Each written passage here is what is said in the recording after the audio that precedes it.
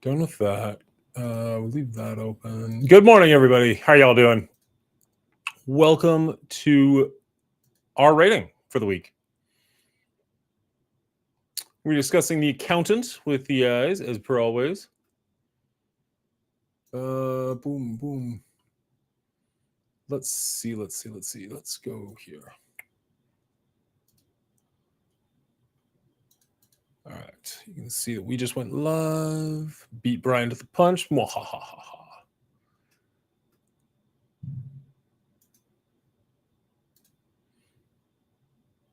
How's it going, D? Good to see you, buddy. Here, you actually beat me here, as per usual. Good to see you. All right, let's go music and get what do we got?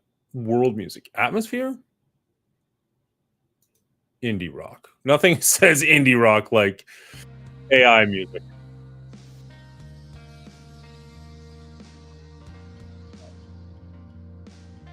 Bring up facts and stages. We are so wonderfully unprepared today. You love to see it. What was I going to do over here? I was going to do something. Right, that.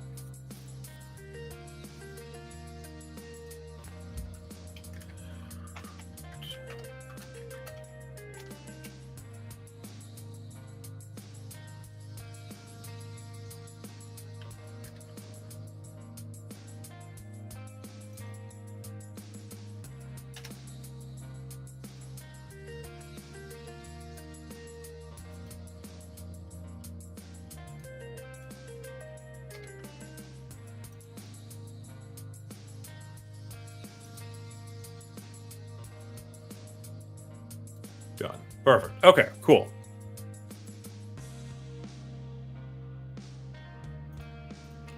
Bring that over there just in case. Why is that acting weird?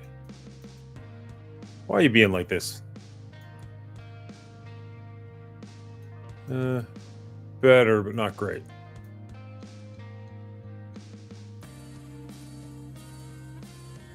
There we go. Okay. That's ready to go. This is not even close to ready to go. Let's do that. Do we have this open even? The Accountant and The Accountant 2? We do. Perfect. All right. We are good to go. Just waiting on a couple extra co-hosts to come join us, and we'll get this movie podcast nonsense started. How are you guys doing this week? You guys watch anything fun, anything new, anything exciting? Did you guys check out the new trailer for 29 Years Later, The Bone Temple? I did a trailer reaction for that one, and honestly, it looks pretty good. I mean, assuming you liked 28 Years Later. If you don't, maybe it doesn't look very good at all for you. Who knows? Hard to say. Oh, hello, buddy. Hello, Milo dog. What? 1 second.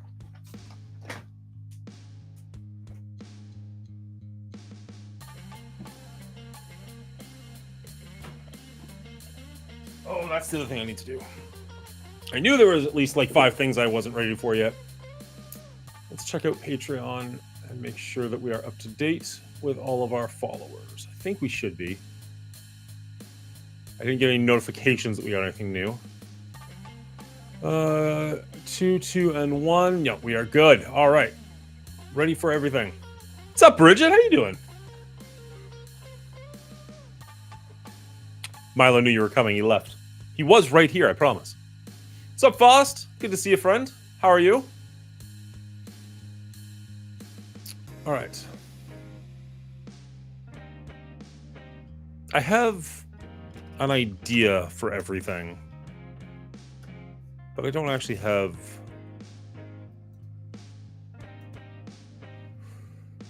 the definitives, unfortunately. Let's go here. Actually, let's detach that and bring all of this down. There we go. And that can stay up there. Perfect. It's football day. What does that mean? I thought football days were Sundays.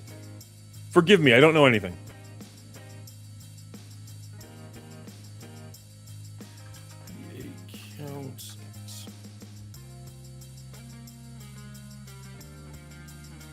No complaints? Excellent. Love to hear it.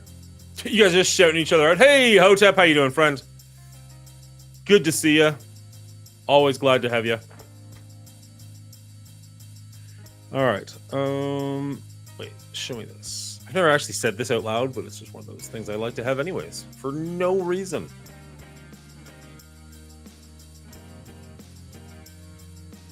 Real Bubba Hotep just subscribed for 18 months in a row. Good Lord, my friend. I gonna have to get that 2-year mark going on. You're a year and a half, actually. That should be something new. You should have something new right now. Damn it, I'm falling behind. Failing as a streamer. And a person. And a friend. But thank you very, very much. First game of the season on a Thursday? I clearly don't know anything about football. I seriously thought it was Sundays and Mondays. Isn't that what the commercials always were? Like, are you ready for some football? And it'd be like Monday night. Am I crazy? I thought I was.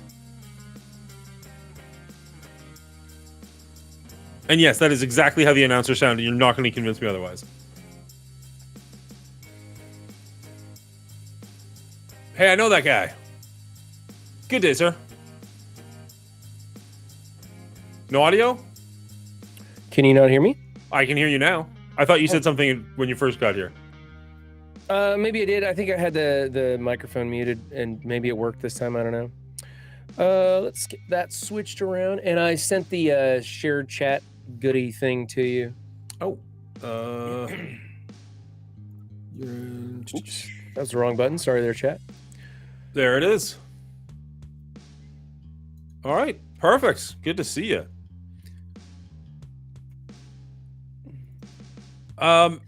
Now I keep forgetting that this is even a thing, but I just noticed again, it's reminding me that I've joined the like combo beta thing on Twitch. Have you heard about that at all?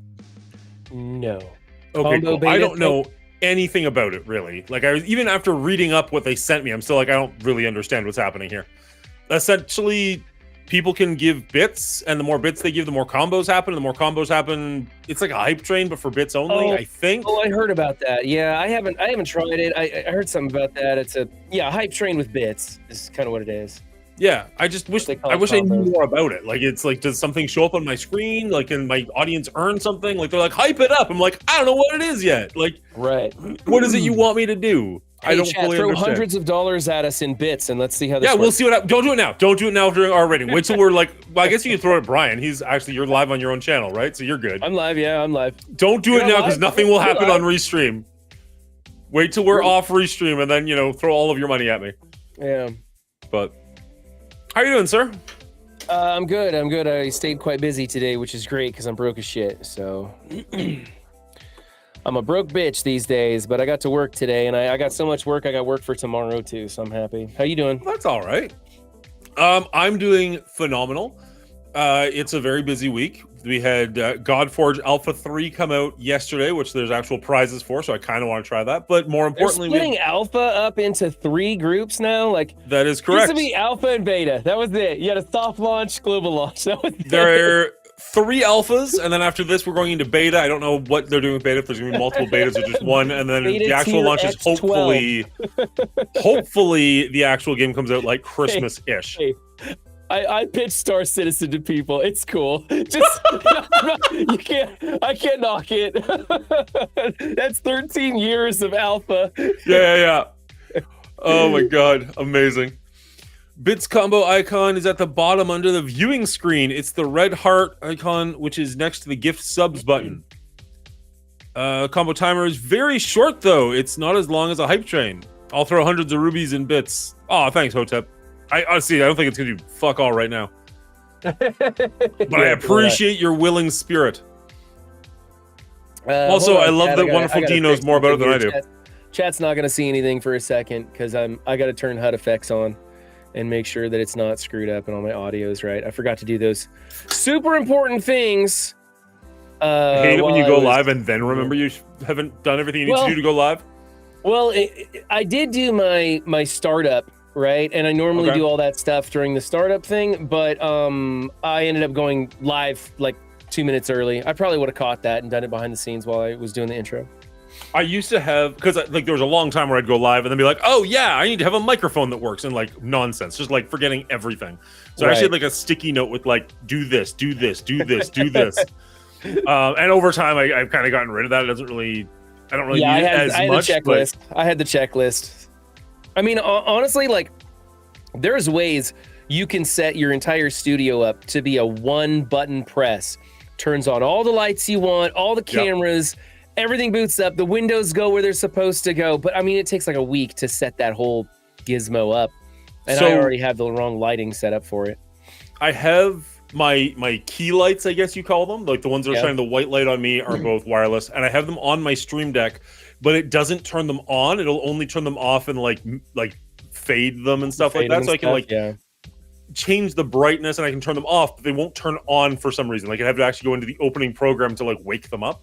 Then the red lights over here are also Wi-Fi for that reason, but if I turn them on to my computer, they try and connect to Lumia Stream, which is what I use for the blue lights behind me that like do crazy colors when stuff happens. And they're so slow. It'll be like 8 minutes later. It'll be like, oh, we're doing something? Hey, a follower. I'm like, what the fuck are you on right now? Like, I just walk around my studio hitting switches and buttons to get all my lights turned on. I'm like, screw all that stuff. Honestly, it's so much easier to not turn some things on. You know what I mean? Like, just have them do manually. It's just like, this is so much better. Yeah. Would it be nice to just hit a button and go live? Sure. Am I patient enough for that? No. Like, this is a wireless headset, but I plug it in because I can count on probably two hands the amount of times that it is like died or disconnected during a live stream. And I'm like, forget this. I'm just going to plug it in because it always works when it's plugged in. And then I accidentally have it switched to like monitor output or something, and then it doesn't work. So these headphones are the same ones Will has. I absolutely love them. They've got like the longest, like I've charged them in the year that I've had them maybe 3 times. Like they just last forever. You guys will have to shoot me over a link to those. I might, because mine are getting so worn out on the inside. They're like the earpieces. There's no. It's just the foam, like the protectant's all gone. You can see it all chewed away there, and it's just worn out. So they're not the best, but they work. Fair. So, and sometimes honestly, all you need is something that just works the first time. The one issue is you can't plug, like because they're USB, you can't plug them into like your microphone or anything. So if you actually want to check exactly what you sound like, you have to have other headphones for that. But other than that, I love them. I see. And yes, they can absolutely shut you like. Make me wish I had an affiliate link all of a sudden. No. But what's up, Shan Fost, Wonderful D, B Ridge? How's it going? So not only is Godforge coming out, but also Silksong dropped today, which is the sequel to Hollow Knight. And I know you're not a big side-scroller fan, but this is one of the biggest launches of the year. Like the game is just absolutely massive. Crashed Steam for a little while today. Crashed the eShop, I think, on Nintendo Switch. Yeah. Like just amazing. No, it looks like they fixed it all, so it's good. But I mean, I used to love Super Metroid, Metroid Prime, all the different Metroid platformers, even the Metroid 3D on the GameCube and stuff. I like those too. But other than the Metroid ones, I tend to not enjoy the platformers. How about you, Will? Do you like playing platformers? I mean, growing up, I played a lot of platformers. I enjoyed, but I just don't have time to play a lot of games, so it's not first on my to-go list. Yeah. Fair enough. It's definitely one that I'm looking forward to, and I will probably be playing it after our rating, but I will 100% be playing it for a good chunk of tomorrow and Saturday. And maybe Sunday. I don't know. We'll see how it goes. Until my wife kicks me off my PC. Pretty much. Will just reminded me that I had a background for this. Is that an actual legit background? Is that an AI one you made with like puzzles and guns? Because like that's very specific. Yeah, yeah. This is AI. I'm all about the AI. I've just given my soul over to ChatGPT and pretty much any other AI that wants it. It's up for sale. Fair enough. My husband's been playing it for hours. Good man. He's got good taste. Um, How's your week been, Will? How have you been doing?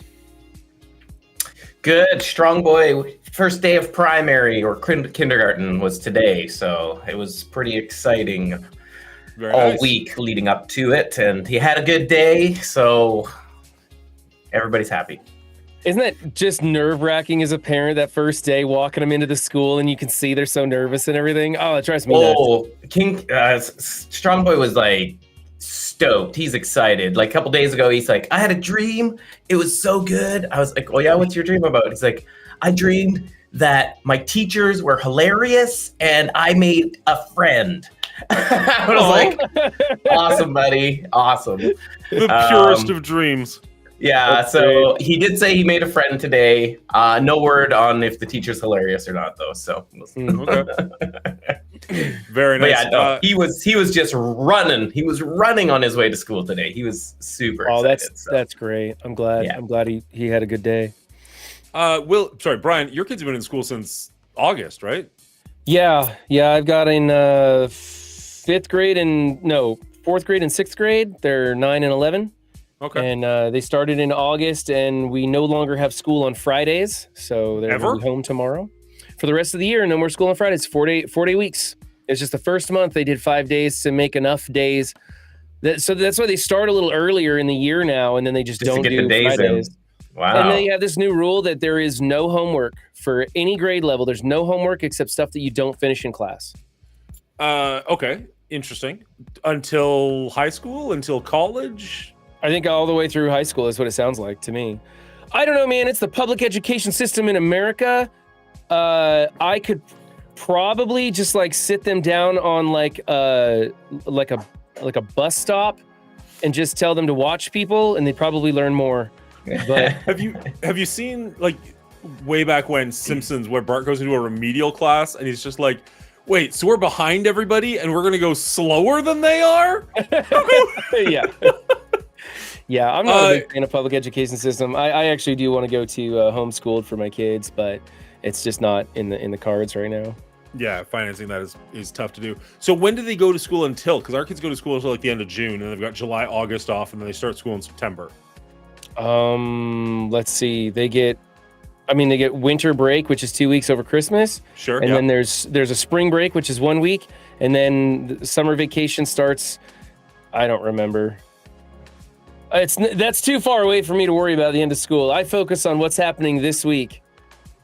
And honestly, I have ChatGPT usually make up my schedule for the week. Oh my.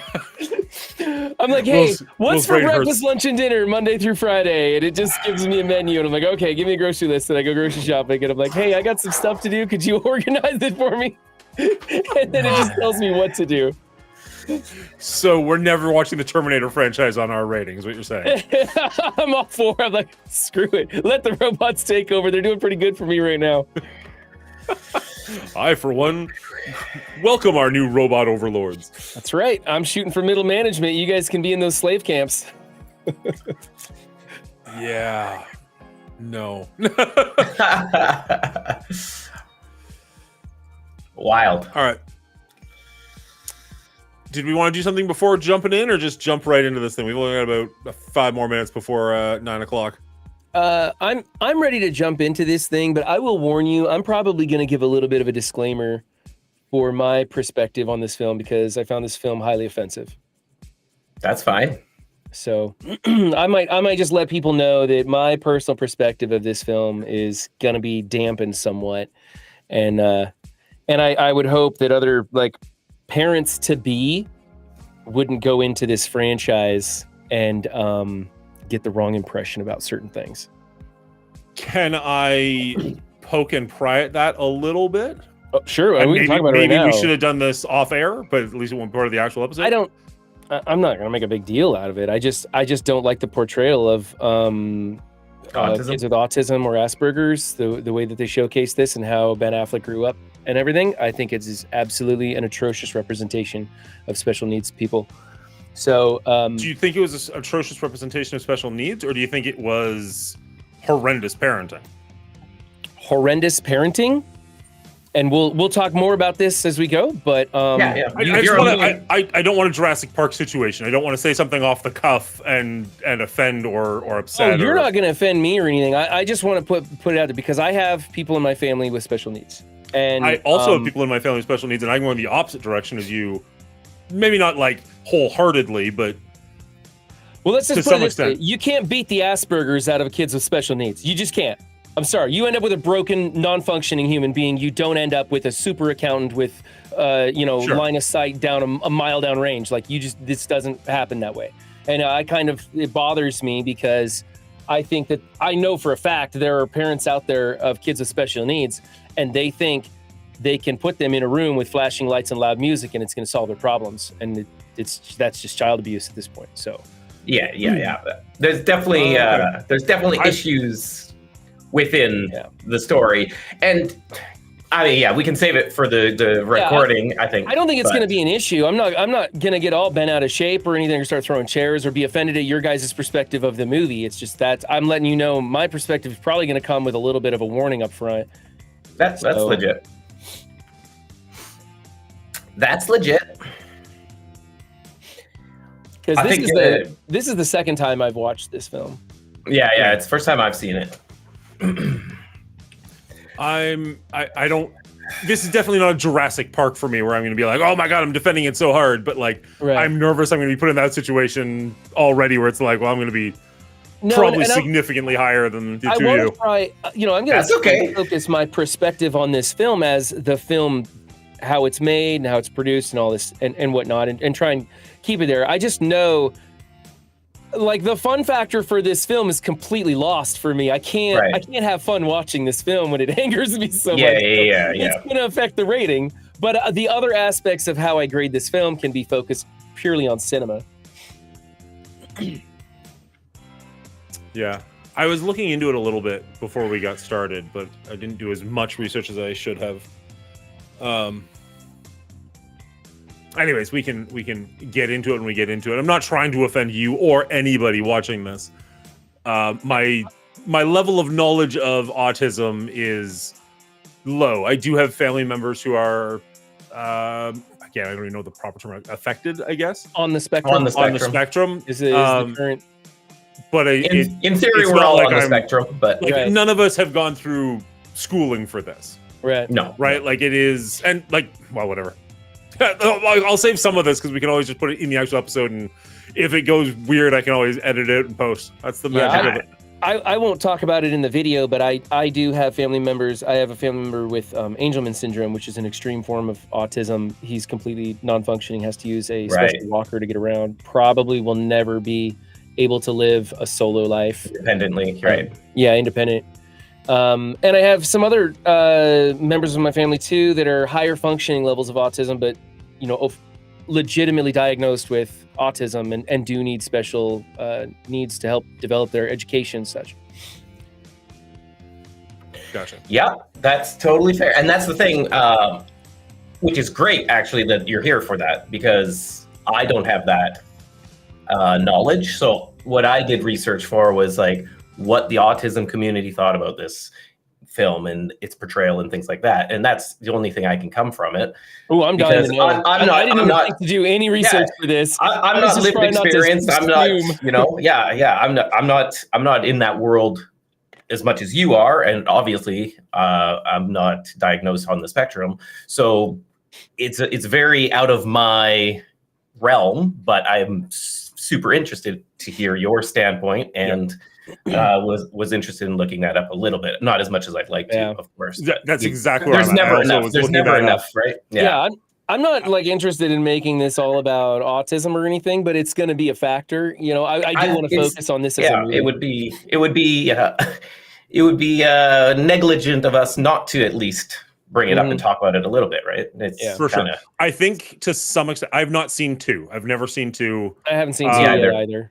I went down a little bit of a Reddit rabbit hole as I was doing research about this movie, and it sounds like anything you have an issue with in this one's probably going to get worse in the next one. So buckle up. Yeah, I figured. All right. Are you? So, Brian, do you Hey, want if you me? give cocaine to a kid with autism, he gets laser beams for eyes. I mean, that's true for giving cocaine to anybody. Let's be honest. It's only in their own head, but still. So, Brian, do you want me to cut to you relatively early so you can do that, or are you just going to work into the conversation No, just naturally? whenever I start going off on my rant, I'll just explain to people what I just explained to you guys. Basically, Yeah, I'll try no to be a worries. little Okay. shorter than that. No worries. Yeah. So I'll just start off as per normal. Yeah. And we'll wing it as we always do. Yeah, we'll wing it. See how it goes. Good luck. All right. My write-up's also terrible. So here we go. Shocking. The Accountant 2016. Whether you're a struggling farmer or a big criminal organization, Christian Wolf is the go-to accountant to keep the taxman at bay. But there is more to this genius number cruncher than meets the eye. He is a man without fear, and if you don't let Christian balance the books, the taxman will be the least of your worries. Because he's a superhero. We get it. Hello, everybody. All right. I put Wait for the chatter to die down. I put a Daredevil line in there, just he was Daredevil. Come on, you get it. I must have missed it. My bad. A man without fear? Come on. Oh, there it was. Okay, obvious. yeah. Okay, go ahead. Sorry. Nothing like explaining the joke. Hello, everybody, and welcome back to Our Rating, the show where I get to a couple of my friends. We discuss a movie franchise, break it down by movie, give it an overall score, and throw it up on the board. Today, I'm joined, as always, by my friends Brian and Will. Brian, how are you doing today? I'm doing great, Dan. How are you? I'm doing very well. How about you, Will? Yeah, Dan, how are you? You were always asking how we're doing. How are you, buddy? That's the job of the host. I get to just pass the questions off. I don't have to answer them myself. No, I'm doing really, really well. This has been a solid week for me. Silk Song just came out. I'm super stoked about that one. I get together with my friends and talk about movies. I got the weekend off, a 3-day weekend, so I got nothing to complain about. So I am legitimately doing well. How about you, Will? I'm doing okay, yeah. Yeah, good. Good. With the monosyllabic answer. Good. Yeah. 2016's The Accountant. This was my second time watching this one. I saw it in theaters with my wife. I remember enjoying it, but could not have told you a thing about the plot. So it was a good one to rewatch. I'm happy that I did for the show. I know The Accountant 2 just came out. I haven't seen that one yet. What about you, Will? How do you come to this franchise? I don't care for Ben Affleck, so this is the first time viewing for me. I don't know. I think Ben is a better director than actor, and after this movie, I still stand by that point. That's fair. I can't really argue with that, but I actually do like Ben Affleck quite a bit. So that's also another bonus in this category for me. What about you, Brian?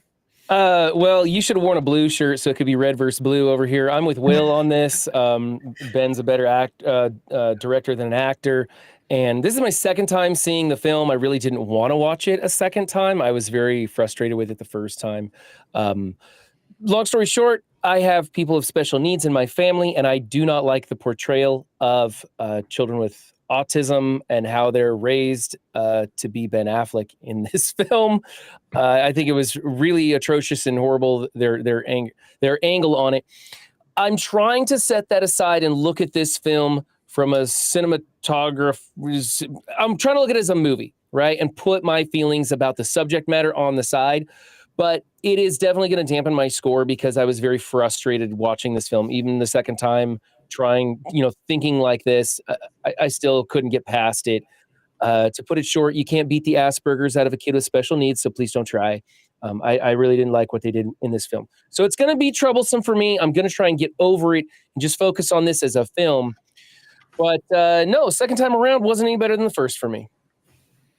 Fair enough. Can't wait to watch the second one with you guys because I've heard pretty much all the problems you're going to have are going to get worse in the next one. So, yeah. There's positives in this film. There are definitely positives in this film.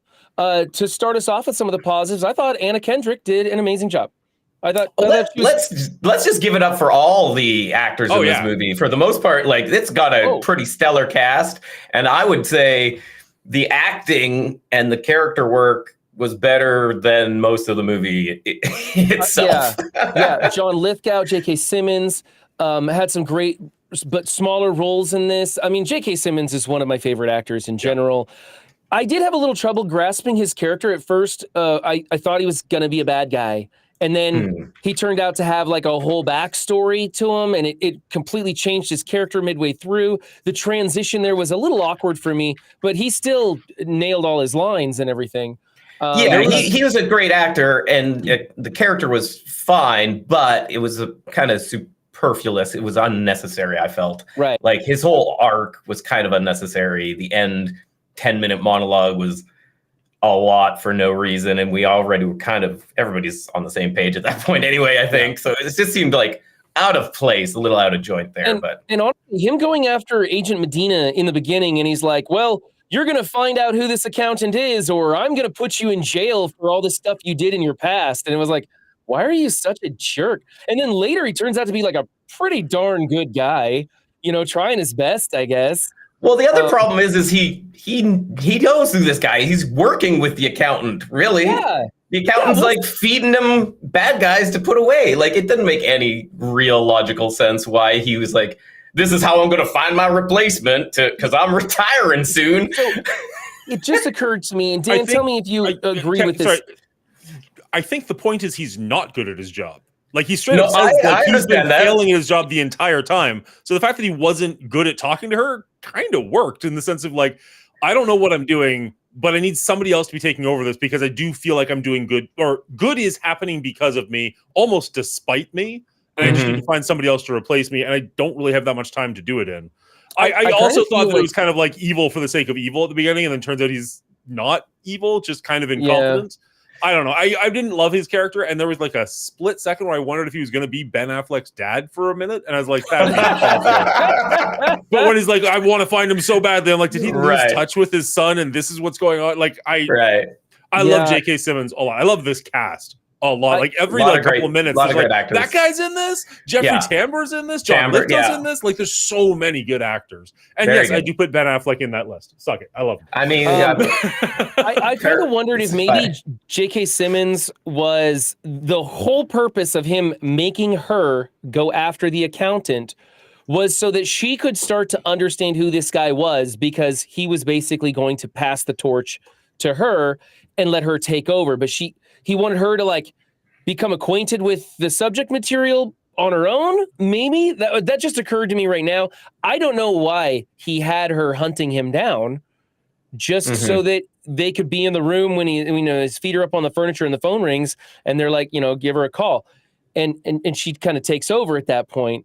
And that was kind of it. It didn't really make much sense there. Yeah. That was probably the weakest scene in the movie, is when like he sits down and he's just like, hey, you know what? I'm going to tell you my entire life story through flashbacks. And it just kept going. Like the first one, I was like, oh, okay, he's the guy at the beginning of the movie. Cool. Yeah. Didn't know what was going on there. It explains how he met Ben Affleck. Cool. And then this happens. And then this happens. And then you're like, oh, they're just info dumping everything they couldn't figure out how to put into the actual movie logically. Like when he starts talking about the funeral, I'm like, how do you know that he went to the funeral with his dad? Like, okay, like that, it seemed like a stretch and it seemed unnecessary, but like it was the only time in the movie where I was like, this is kind of dragging for me at least. Fair. I didn't like a lot of the pacing of the film, to tell you the truth. I thought the pacing on this was way off. Bursts of intense action that maybe didn't even make sense a lot of the times. You had people switching sides, especially toward the end when his brother figures out who's in the room. And they're just immediately switching sides and shooting the other people, and it was a little sloppy. Yeah, I wouldn't shoot my brother. There's no amount of money you could give me to shoot my brother. Right, sure. But how they transition to, hey, get away from my brother, and just shoots the guy that he's been, hired to go kill his brother. Like, I don't know. It just seemed. Are they friends though, or is he just some random guy with a shotgun to your brother's head? He's a random guy. It was just a showcase that he was switching teams. I just felt that the transitions were kind of sloppy. His brother clearly had his brother was curious that it was him like the whole time. Like you could just tell they were like hinting at that. Like, I'm on to you, but I don't have proof yet. And then finally at the end, he sees his brother in the camera and he's got the proof he needs, and he gets up and then just immediately switches teams. And I just felt it was just kind of sloppy storytelling in that aspect also. Fair.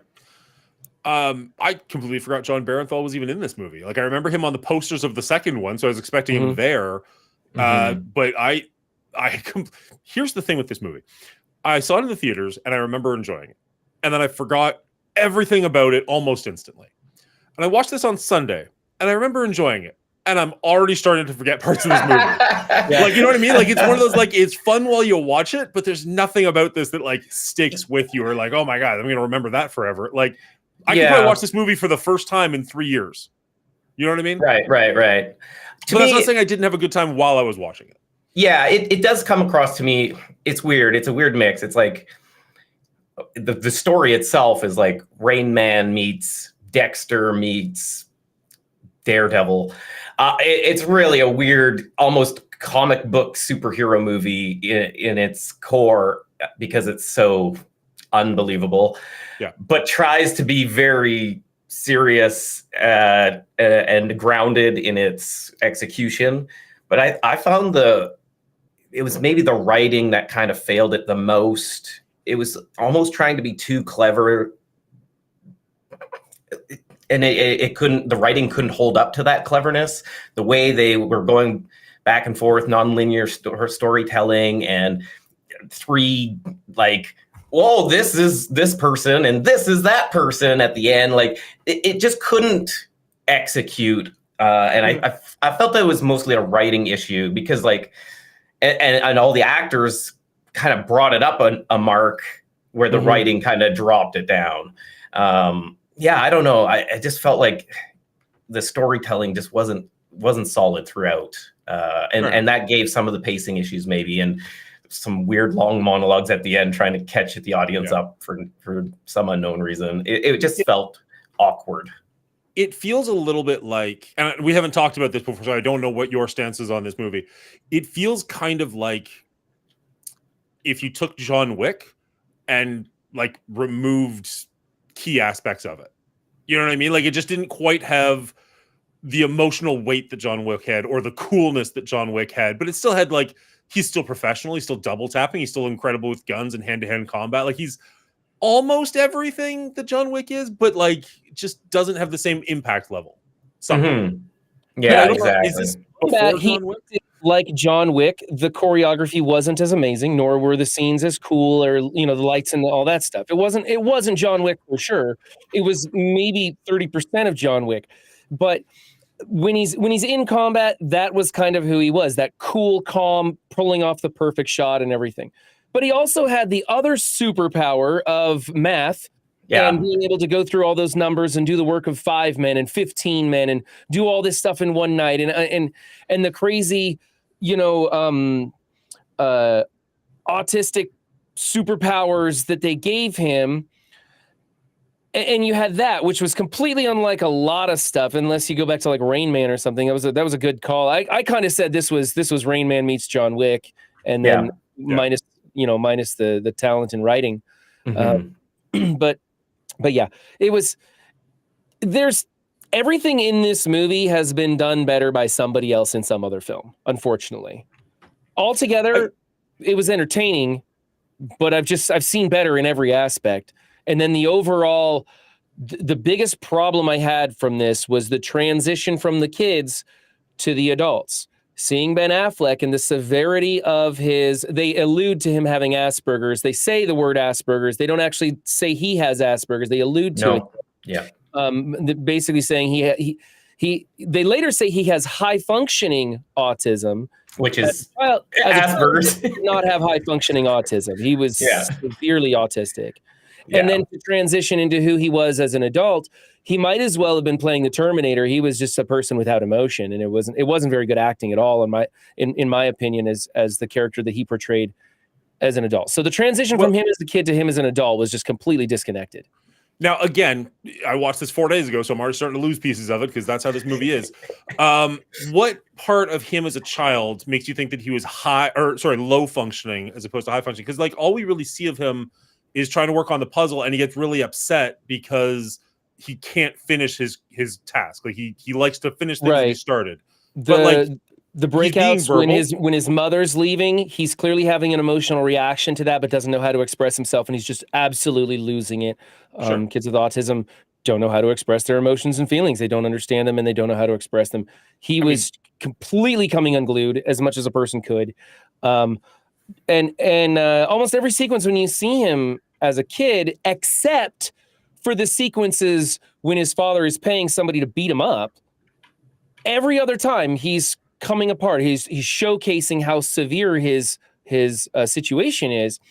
And then you have the one scene when he's fighting Taekwondo or Jiu-Jitsu. I'm not really sure what that was. Sure. But he's getting the crap beat out of him, and he's totally calm and collected all of a sudden. And that doesn't make any sense. It does not work like that. You don't put a kid with those kinds of problems into a room with flashing lights and loud music and, let them beat themselves with sticks. They're not going to end up right. It does not function like that. That was a real ugly showcasing of what they were supposed to do. And I think they could have gone a different way if they had a father who wanted to basically abuse his kid. They could have gone a different way with the story, but they wouldn't have ended up in the same place. They wanted to have a superhero. Mm-hmm. And they just took this unfortunate situation that happens to a lot of people in this world, and they formed it the way that they wanted to get the result that they wanted to. And it's just completely, it upset me because this is a film that could have showcased children with autism and had him more of a high-functioning autistic child and developed him into the accountant through legitimate means and ways. Maybe, I don't know. And then they could have actually had some real emotional connection to some of the younger characters in the earlier parts of the story and really tugged on some heartstrings. They didn't. They just wanted to beat the crap out of a kid with They just wanted they wanted an action film. That's it. So I did some research because I was curious. I am not super familiar with On the Spectrum, aside from watching Love is on the Spectrum, which I love that show. It's so good. But I was trying to look up reviews and people's thoughts who were on the spectrum and what they thought of the character work in this movie, the treatment of autism in this picture. And it's kind of split. It feels almost 50-50. Some people are like, any representation of autism is good representation. So they're stoked that it's on there and, showing some of the qualities that autistic people have. Then there's other people who are fully against it, saying, hey, if you want to represent autistic people, it should have been an autistic person in the role, not Ben Affleck. And those are like the harsh sides of each of the coin there. But all in all, a lot of what I read was autism affects everybody differently.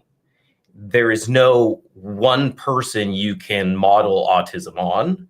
And that's why it's so difficult to represent autism on the screen, because everybody functions differently. Everybody reacts differently.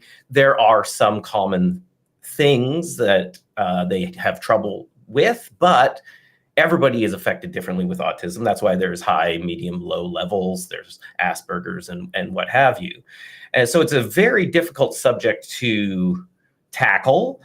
And I also read that the director and Ben and the whole film crew, they did research. The writer researched a lot about autism. They met with many autistic people and groups, experts, things like that, to work on the film, to get things to use, so Ben could, mimic traits, things like that, the blowing on the fingers, that kind of stuff. So it's a very interesting, I don't even know what to say. It's a very interesting thing that I don't feel like I have a real place on, like, oh, they did great or they didn't do great in representing autistic people. But to Run's point, they only showed, hey, you can put them in an institution, which leads to super voice that knows everything in the movie, or you can get your child beat out of and hone their skills and utilize their savantness with their autism to make a superhero. And having only those two options in the film feels bad. It feels wrong to me.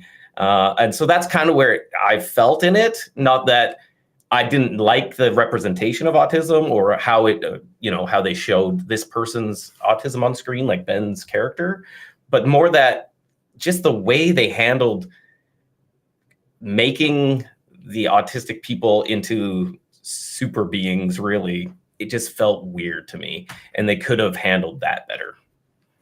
I agree with that sentiment exactly. And Will, in 5 minutes, you did a better job of explaining the situation with people on the spectrum than this movie did in 2 hours. It's hard. The other problem, though, is like this movie, yes, it highlights autism and it utilizes it for the betterment of this character's performance in various tasks, but it's not about autism, really. It's not about autism. No, this is an action movie. It's just an action popcorn flick. And so if you're going in for an action popcorn flick, I think most people are going to come out thinking, yeah, it was okay. It was pretty fun. But I think it does hit hard for other people who experience autism on a daily or, have that in their lives. And it, they live in a world that's different than this fantasy world, obviously. Right. And honestly, if Ben Affleck would have done a better job, I thought he did a terrible job portraying somebody with autism, because he had like 3 things that he blew on his fingers. He wouldn't make eye contact. And of course he was obsessed with completing things. That was really kind of it. Otherwise he just didn't. And he was a math savant, right? A math savant. Yeah. He had his interruption techniques. Sure. Yeah. There was some elements though that I did like, when he's like, they're doing the classic rom-com kind of setup with Anna Kendricks, and he pulls back, thinking, no, I'm a freak. She's gonna think I'm a freak, and so he like closes that door on her. I feel like that is kind of true to life. Like I think many autistic people feel like they wouldn't be able to contribute to a relationship like that, or were afraid to go that. I mean, that's the standard imposter syndrome for anybody, really. Sure, you do see that in autistic people, though. They don't think that they're going to succeed, so they don't even try, and that's something that's unfortunate. So I feel like there was elements like that too. Exactly, and that beat it right into them. I guess this could showcase to autistic people that you can do anything, right? It's just, I just don't like how they connect the youth version of the character of Christian Wolf to the adult character Christian Wolf. I don't like Ben Affleck's portrayal, and I don't like this. I don't like how they do all the stuff when the kids are younger and they're talking to the therapist, and the therapist is like, hey, here's an idea. And I'm like, yeah, he's onto a great start. And then the dad's like, nope, we're not doing that. They're like, oh God, here it goes. Okay, you got to remember though, this movie took place in 2016, so already we're a decade removed. So we already know more about Asperger's and autism than we did when this movie was made.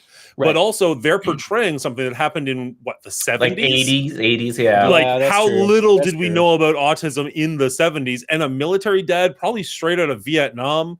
It makes perfect sense to me that he would be like, F your hippie bullshit. We're not doing this. I don't know how he married that woman. Like, that seems like a weird mix, but, stranger things have happened. If I can for a second, the scenes we see of him as a child, we see him freaking out because he doesn't get to finish the task because he is upset with losing the puzzle piece. We see him be able to calm himself once he is able to do the task. We see him finish it. That gets brought back a little bit in one scene as an adult, but not really. I thought there'd be like he was hired for a job and he can't stop himself from finishing the job because that is completing the task. But that never really got brought up. That kind of got left behind. But the scene where his mother's leaving and he can't control his emotions, take autism out of that spectrum. I know shit. I was gonna say nope. I know kids who don't have autism who wouldn't be able to control their emotions in a situation like that. So you even had his brother flipping his mom off out the window. That's not grounded. That's not well balanced either. Because his character has autism, doesn't mean everything this character does is because of autism. Right. Because you see at the end, he is a badass killing machine, and people are like, "Oh, well, you can't just do that because of autism." His brother is also a badass killing machine. Yes, and he does not have autism. Not as badass though. Not as badass. Not as badass. We don't really know. We don't get to see him all that much, right? Like the scenes we do see him in, he's pretty badass. Oh, I agree. I actually quite liked John's portrayal in that. What's his last name? Berthenol.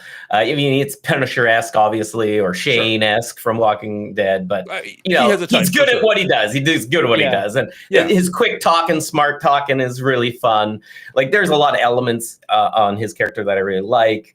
But at no point did I ever feel like Christian or Ben Affleck's character was ever in trouble once, because he was a pro sniper, he was a pro martial artist, he was a pro everything, and so zero time did I feel any stakes in any of the action scenes because of that, and I felt that was a missed opportunity. Even when he got shot, it didn't seem to slow him down much. He was always so calm in every scene, and that was to the detriment of the scene. So it wasn't as scary or exciting.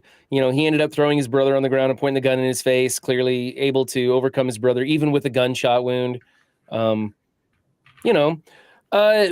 However, it was still fun. Like, if you can set aside the problems I have with it, it was still a fun, entertaining action sequences that were there. Like I said earlier, it was just unfortunate that I've seen these things done better in other movies, so it didn't add too much. It was just something to pass the time.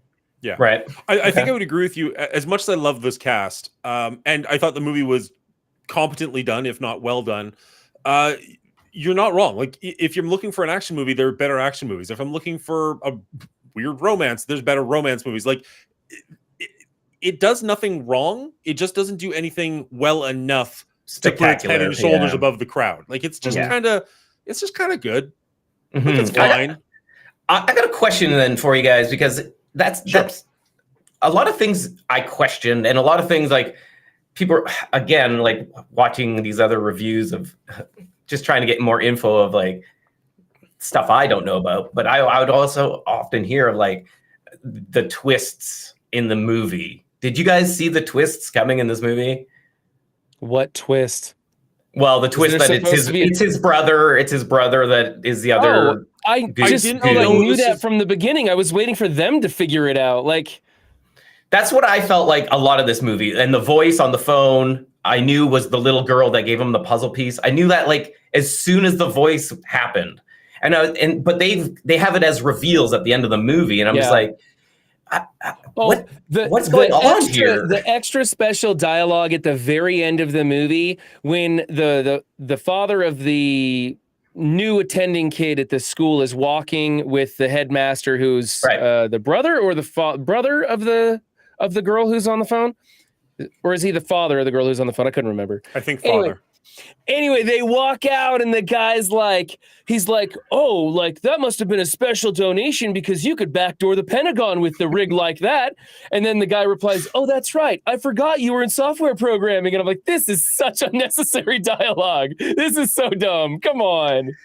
It was just way too much. Yeah, as to why she has this stellar computer, which is, like, so dated nowadays. He already said we have some special beneficiaries, like that. You know it. Come on, we're not that dumb. Yeah, it's super funny, though. Super funny. Which is incredible when you got to think, like, Ben Affleck probably met her once, right? Like, it's not like her dad took him back to that place ever again. So, like, he made enough of an emotional connection with that puzzle piece that it stuck with him for life. And it's just like, find someone you can trust. Was that his dad's advice? Somebody's find one person you can trust. Just one, though. Yeah. Yep, that was her. Yeah. And I thought, so those were, like, the twists in the movie, and everybody, like, was like, oh, these twists. And I was just like, I didn't feel like they were, like, like Sixth Sense twists that were like, oh, damn, Sixth Sense twists. I didn't see the first time I watched it. I didn't see the little girl from the beginning making another cameo. That one was kind of like, oh, okay. I couldn't tell you the first viewing if I remember. I didn't remember John Bernthal was even in the movie, or Bernthal. But this time around, I saw him and I was like, I forgot he was in this entirely. So I was more taken aback by the fact that he was in it. And then when I was thinking about it, I'm like, it's got to be his brother. Like, there's no way he's the bad guy in this, doesn't die, and comes to the sequel without him being someone important. Yeah, right? For sure. So it's like, there's no chance. Right, exactly. He's on the poster. Like, he's as big as Ben Affleck is on the poster in the next one. So, like, so I guess he's definitely sticking around. It's reasons like that I just found, like, they overwrit this, or maybe the writing didn't stand up to what they were trying to execute. it just seems like there were some odd choices in there to try and get all of these things jammed into this story. Yeah, they did cram a lot in. You had a lot of showcasing weapons, but not really going into it. Showcasing these paintings, but never really going anywhere with that either. Right? It was just another form of payment for him. There were just tons and tons of little features that they could have elaborated on, or they just didn't need to put them in the first place, and neither happened, unfortunately. Yeah. I don't know if I 100% agree with that, because I don't want them to go, like, I don't want it to turn into a 20-minute art section part of the movie. Like, the fact that they both appreciate art is kind of enough for me. And then, like, the gesture of him giving her this, like, I don't know, $10 million painting. But that seemed like it doesn't that's mean all that anything was to him. written in for, was so that he could give her this painting at the end, showcased in the dogs playing cards. Do you want 10 minutes of them going to a museum and talking about art? Like, no, but they could have left it out altogether. They could have left it out altogether and left more room for explaining other things. You would have preferred if he went back to his mobile home and there was literally nothing in it. It's just a complete empty space. No, money and guns. We just leave the art out. Like pick and choose. Why? You know? So he's not allowed to have hobbies. No hobbies for this guy. I thought his hobby was sighting in his gun at the farm. Yeah. I don't know. People are allowed multiple hobbies. I've got 4 or 5 myself. I just didn't bother me. I'm just saying, there was a lot of things that didn't get enough explanation, like the connections with autism and stuff, which was just a feature of this film, but not anything that they honed in on. There were several little aspects of that were just features of the film, and they didn't give us anything. I think that they could have left some of those out and honed in more on others and made a little bit better film, is all I'm saying. All of the things that they did were kind of cool, but they just didn't pull any of it off well enough for me. Which is fair. May I ask a question that I'm confused about in this movie? But just one. All right, perfect. Why did John Lithgow's character hire the accountant knowing he was like a genius accountant, when John Lithgow's character was the one that was cooking the books for his company? They had a dialogue to explain that. Yeah, they did mention that in the movie, where if he's about to go public, there's going to be a lot of people going over the numbers, and he wanted to see if it could get found or sought out. So the fact that they could figure it out means that it wasn't done well enough. So it was a setback for his company. So he was always planning on killing this guy if he figured it out. I think he was hoping that he couldn't figure it out. Yeah, and then when he did, I think he framed it on his best friend. Yeah, and then blames Ben Affleck for forcing his hand. Right. Yeah. When the reality was he wanted to be taking money out quietly, putting it back in publicly to inflate the price, right? I understood why he was inflating the price. I just don't understand why he would hire the best person to do the job and then be mad about it when he got it right. If you hire a shitty person and they can't find it, and then they go public, and like everybody with a brain looks at it and goes, hey, wait a second. I don't know how many people, when the company goes public, I don't know how many people actually go over 15 years of books. I have no idea. But that's the reason they gave us. And I was like, all right. Mm-hmm. It just seemed like a very easy way for this whole thing to implode on him, which could have been resolved any other way. He could have hired somebody to cook the books. Do you think that maybe there was a better story and they trimmed this down to fit it into 2 hours? Like maybe there was an original script that explained more, had better connections, had more in depth, but it made for a 3-hour movie. And they're like, well, we got to put some stuff on the floor. Am I crazy, or is this based off a book? I thought this was based off a book. That's what I was thinking. It kind of feels like it was based off a book, because it feels like there's the potential for a lot of cool things to happen in this, and they could not make it. They just didn't have the execution on it. It is not based off a book. Interesting. Oh, okay. Yeah, I don't know. Yeah, no, definitely not.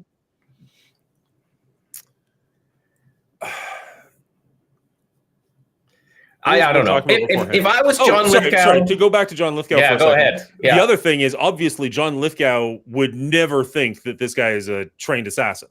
So he's hiring somebody who's smart down the street. Irrelevant. Well, I mean... If you bring in the best accountant into your property, in your terms, and he sorts it out, he never leaves that building. You have somebody ready to take him out, because you're obviously ready to kill for it. Obviously.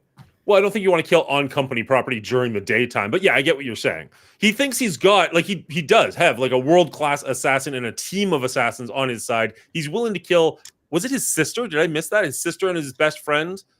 or is just like two coworkers? Yeah. It's his Oh, sister. they were just coworkers. I didn't grab sister, but it could be. Well, I didn't wrong. think it was one was sister, but the- then at one point I thought they mentioned it was. I was like, holy shit, he killed his. Nah, Okay, I think fair one enough. was his sister. I think one was his sister. Either way, he's Yeah. clearly willing to kill. He's got Rita Blackburn.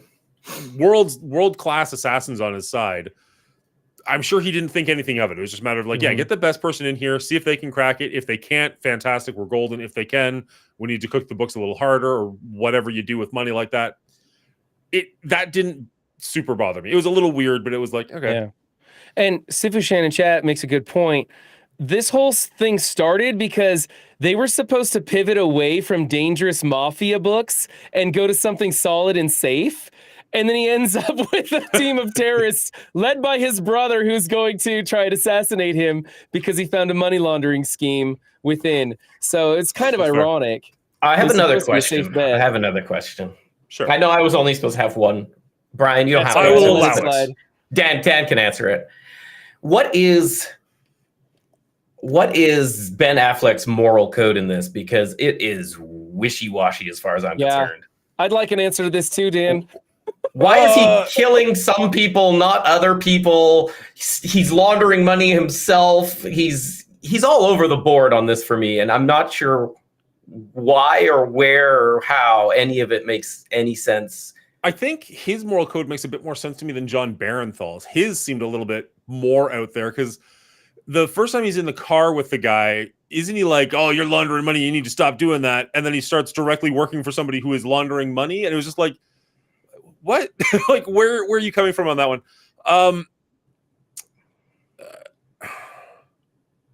I mean, Ben Affleck, I'm sorry. This movie comes and goes out like in one ear, out the other.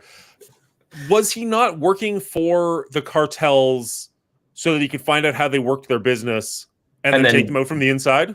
Give them away, yeah, for sure. Like, isn't that what was But- happening in the one scene where J.K. Simmons comes in the room? Is basically like he worked for Sure. the mob, found out how they worked, took them out. Yeah, I think so. But then he's also laundering money himself, and his brother is a hired henchman killer. Like, He's why also is giving he? a lot of money away? Well, and the only time Why he is ever why does his brother get a pass? You know, just because it's his brother? Like, that's Well, here's one thing. We never actually see him utilizing his military skill set any other time except when he goes after the people who killed his cellmate, right? He goes to get revenge on them, but otherwise we never see him going after any of the mafia thugs or That's killing true. anybody else. We're just led to believe that sort of thing happened, but we were never given any evidence of it whatsoever. Then later, of course, he puts his skills to use against the enemy that John Lithgow pits against him, which turns out to be his brother. So it's a little bit convoluted. There was never a portrayal of the rules, as Dan and I like rules to movies, and we like when people stick to those rules, right, Dan? For sure. Absolutely. And we were never given a specific set of rules for his moral code in this. We were just kind of left it up to ourselves to figure it out. And I think that he was working, cooking the books for all these really bad groups, and the nastiest of them that committed whatever form of thing that caused him to say that you crossed the line, he'd give those up, but not all of them, because he only gave up a few to Ray King, J.K. Simmons' character. There's also an argument to be had that he's just straight up not a good person, and he just liked Anna Kendricks. Like, somebody tried to connect with him. That's the problem I have with this, is that to me, he doesn't come across as that good of a person. Yeah. And that's always problematic in the protagonist role, unless you're doing like, an anti-hero. But he doesn't really come across as that either. It just seems too ambiguous and too loosely put together for me to grab onto a side and then at least be like, oh, I love this guy, or oh, I love to hate this guy, or something. Mm-hmm. To me, he just was there doing these things because that's what the script told him to do. Yeah. Things were happening to him and he was reacting to them as opposed to leading the narrative. Yeah. He It'll was be never interesting to really see- in control or making choices. He wasn't even making choices. The voice was making the choices for him. He was really just a tool used throughout from his young child self, his father using him as a tool Yeah. to the And very his end. father It just gave seemed him- odd. His father gave him a set of rules, and the second rule was loyalty to your family and loyalty to those that you care about. And so, Chat mentions in here, once he likes someone, he has to protect them. So the moral code is to protect at all costs. That kind of makes sense. That falls in line with that second rule that, you're loyal to those who you care about. I forget the first code, just like Dan. There was some very forgettable stuff. I don't remember what it was. I just remember that it was weird that it was like, Yeah. be loyal to your family as number 2. I think number 1 was like something Right. like trust anybody or something. So, yeah, again, this is just a movie that failed to execute at every turn. Had a lot of good opportunities, had a lot of good ideas, had some very, very bad ideas, but overall, it just failed to execute for me. You want to just roll that into your final thoughts? Yeah, I can go right to my final notes on this one. And at every turn, this movie just kind of let me down. Best case scenario, it was a watered down version of something else that I liked from some other movie. There was always another movie that did whatever aspect of this film that I liked. They did it better. And so this was just kind of, humbug for me. It was nothing much, pretty meh. And then on top of that, the disconnect between the youth version of Christian Wolf and the adult version of Christian Wolf, and in my opinion, terrible acting by Ben Affleck. For somebody who was supposed to have done so much research on that, he really just kind of had like a couple of gimmicky things that he did to showcase that he was autistic, and otherwise he didn't really come off like a person with any form of autism, in my opinion. I could be wrong. Like Will said, there is a spectrum for a reason. There is no way to put anybody in any one place. But they sure didn't connect the youthful version to the adult version for me. And I found a lot of the things and ideas that they did in this quite offensive. Brought my fun factor just to an all-time low as I watched this. And so for me, I think this is a movie that most people should just go ahead and skip. I don't think it's worth your time. I don't know where this franchise is going to go. I don't have high hopes for number 2, but I think that this is a less than appealing film. I'm giving this a 42 out of 100. And I just think that it's just not worth your time overall. Wow. Okay. Fair enough. I feel like I wish I came more prepared to this conversation, but I mean, it is what it is. it is what it is. It's a movie review show. It's not I think your guys' autism score is going to be debate. way higher than mine. I'm basing this purely as a starting point. I'm like, is this something I would recommend to anyone? Yeah. And for me, Right. I can't think It's of not. anyone I would recommend this to. I don't think it's something that anybody needs to see, and I think it could have been done a lot better in a lot of ways. Yeah, I mean, I there's don't know if some we've of the reviewed a single movie yet that anybody needs to see, but I get what you're saying. City City of God, maybe. City of God was pretty darn good. Rebounding off of City of God also is not a good Yeah, look for right. any movie. The To a first pretty Monday meh. or the first Thursday of the month is going to be rough. I have a feeling. It's funny. All right. Oh, speaking of which, we should do our Patreon shout out. I can just change when it is, I guess. I'd recommend this to Jennifer Lopez. Oh, wow. Layers to that humor right there, Deadpool. Wow. If you like what we do and you want to help support us, consider joining our Patreon. There's a link down below. Thank you so much to our executive producers, Real Bubba Hotep and Dino, and a huge shout out to our head writer, Elder JM 990. You guys are helping keep this show on the road, and we greatly appreciate you. Woo! All right. How do I even want to broach that? I think I won't. I don't have the same strong opinions towards autism that Brian does. I know some people tangentially, but I don't have a direct connection with them. So I didn't have the issue that they do with Ben Affleck's portrayal of someone with autism or someone coping with. I actually like Ben Affleck. I actually like this cast quite a bit. I think Anna Kendrick did a good job. J.K. Simmons is electrifying in literally every role I've ever seen him in.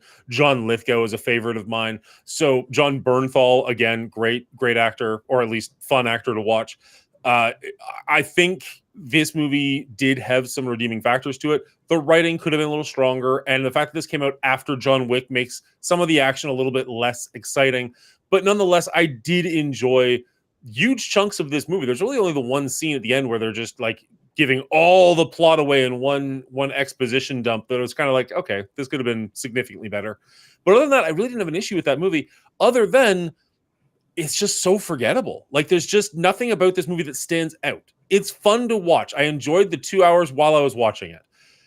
And I'm going to forget it. And like next week, I'm going to watch it again for the very first time. It's going to be one of those movies for me where it just doesn't stick with me.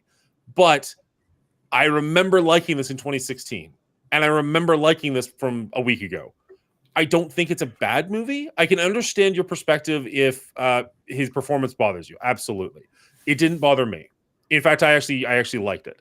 But I have to give this one a bit of a ding in the sense that it just doesn't stand out. It doesn't do anything incredible. It just does everything decently.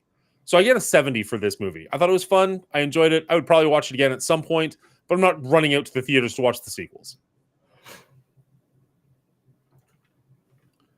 And I have no idea where Will's going to come in on this one. So that's always always a wild card, hey? Always. So while the others were giving their breakdowns and their scoring, I looked up what the rules of accounting were in this, and here's what came back. Debit all expenses and losses, credit all incomes and gains. 2, debit the receiver, credit the giver. And 3, debit what comes in and credit what goes out. Those are the 3 golden rules of accounting.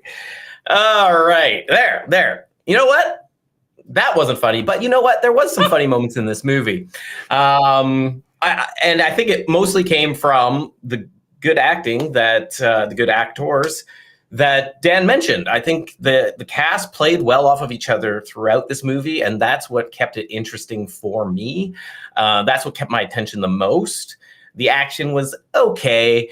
The story was convoluted, but like a pretty simple story made overly convoluted just to switch it up, I guess, to make it original. I don't know. I think that's where this fell apart the most for me. And then again, on the autism notes, I don't deal with it every day. I don't have it in my life. I am a supporter of it. And I feel like autism needs to be represented more in film. So I would love to see more autism on the big screen by autistic people.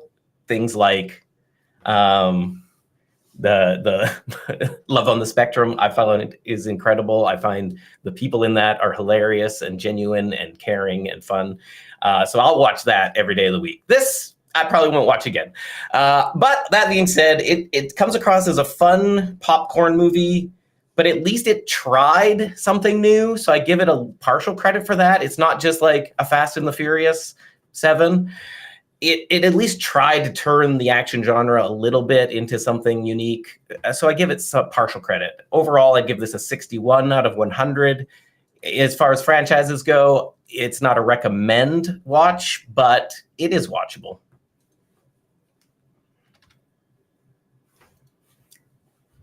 Very nice. I am just now realizing I don't think I've even got the poster remotely ready. Like usually I have like the title ready to go. So oh yeah. Yay, give me 5 minutes. Casey Wymie, were you watching the stream when I bumped into Tammy and the T-Rex movie? I didn't know that Tammy and the T-Rex was a thing. Denise Richards and what is Tammy and the T-Rex? Oh my God! Please go look the trailer up. So I was playing a game called High on Life. It's a first-person shooter, has a lot of crossover with Rick and Morty, and in it, at one sequence, you walk into the guy's house, and literally on the wall is a poster for Tammy and the T-Rex. And I thought it was a hilarious spoof poster. And chat's like, no, that's a real movie. Turn around, Seven. And I turn around my character, and on the living room TV in that same room, in the video game, is a literal copy of Tammy and the T-Rex playing. And you can sit there and watch the whole movie if you want to. That's super funny. It was just crazy. And so I kind of want to watch this movie because it looks like an absolute just disaster train wreck kind of film that I think I could enjoy. Yeah, it sure does. She's like petting a T-Rex head or something there. Did you say Yeah, it's Denise Richards? I think so. The same girl Yeah, from it's Denise Starship Troopers. Richards. Yeah, yeah. And then it's got what's his face from Fast Paul and the Walker. Furious. Yeah, Paul Walker. That's it. I wanted Something to about say this Brian, is but it was triggering a memory. Like I don't think I've seen it, but I definitely think I've seen the trailer. I'm not looking at it Yeah. right now. I'm just going by what you've said. Yeah. Keep working on that poster, Dan. I'm working on it. 42. Anyway, I'm sorry we made you watch this Run 7, but I appreciate your words on it, though. I think that there's a lot of redeeming aspects in this film. For me, I just really didn't enjoy it, and I think it propagates a lot of bad stereotypes for me. And Yeah. I just don't. All in all, I just think like there's better movies out there to watch. Like, should you spend 2 hours of your life on this film? And I think there are more films out there. Go watch City of God. Go watch City of God instead of The Accountant. You know? Yeah, fair. I mean, mean, I won't very different disagree with movies. that, Very different but- movies, though. Yeah. There's a time and a place. Yeah, exactly. You know, go watch John Wick. Go watch, what is it? Glee Club? Was it Glee? Is the TV show? They have a young woman in there with Down syndrome that plays a young woman with Down syndrome, and they don't pull their punches on that subject, and they face it head on. And it has some great, just eye-opening sequences in that show. I really like Glee because of its honesty and its involvement in social minorities and social abnormalities that they don't shy away, and they hit real hard with their subject matter and the way that they deal with them. I think that show's pretty good myself. So I think there's a good place to go if you want to look at. How about I think it's called. It's not Us. It's what's the one? This Is Us. This Is Us. Is that the one with Lorelai Gilmore, and she plays one of the moms in it? No idea. No, it's Parenthood. Parenthood, the TV show. The new Parenthood, the TV show. Yeah, with Max. Yes, with Max. Max has Asperger's and later meets an adult, Ray Ramon, who plays an adult with Asperger's and does a much better job of playing someone on the spectrum. I thought it was a much more accurate portrayal and great storytelling and great acting. A child actor who does a fantastic job in that show. Those are some great shows if you want to deal with a little more of this subject matter. In fairness, they also have a lot more time to deal with the subject matter. That's true. True, Yeah, and there's no true. gunfights in Parenthood. So I think that's part of the issue with this movie is that it kind of was trying to do a lot of different things, a lot of different genres, and so it just didn't quite live up to any of them. Mhm. And I think that was just it made it harder on themselves than maybe they needed to for some of that. Because there was the action, there was trying to do thriller, they tried to do some suspense, they tried to put romance in there, they tried a big plot twist, which I didn't even recognize was a plot twist until somebody pointed that out to me, and I'm like, you didn't see that? Like I thought that was. So that's the thing, I yeah. thought that was for the audience to understand, but the characters in the movie to not get it. Like, yeah, it's I don't know. It was an interesting movie. yeah. And I don't know the director. I'm not familiar with him. He directed The Warrior with your boy there, Tom Hardy. Oh yeah, The Warrior is was actually good. really good. Yeah, Yeah, that was really good. Gavin O'Connor. And I feel like what I've heard, I haven't seen it, but I feel like it's got a lot of great characters in that movie as well. So I feel like this director is good with character work. Mm-hmm. Maybe not so much a full through line, things like that. I don't know. Yeah, I definitely enjoyed the characters in this film. I thought Anna Kendrick did a spot on job. Her character was solid the whole way through and did a great job of interacting with Ben Affleck. Yeah. In some of the scenes where she's clearly a numbers nerd herself. Yeah. And is awkward in her excited own and- right. Yeah. Yeah. I can't remember who said it, but somebody in chat, like way back at the very beginning, was like, "Oh, my favorite part is how Annie Kendrick was turned on by math." I'm like, I have coworkers who are 100%. Yeah. That was Turned on by Bernsey. math. Bernsey said that. Yeah. Yeah, like that is absolutely a thing. It doesn't do it for me, but that's besides the point.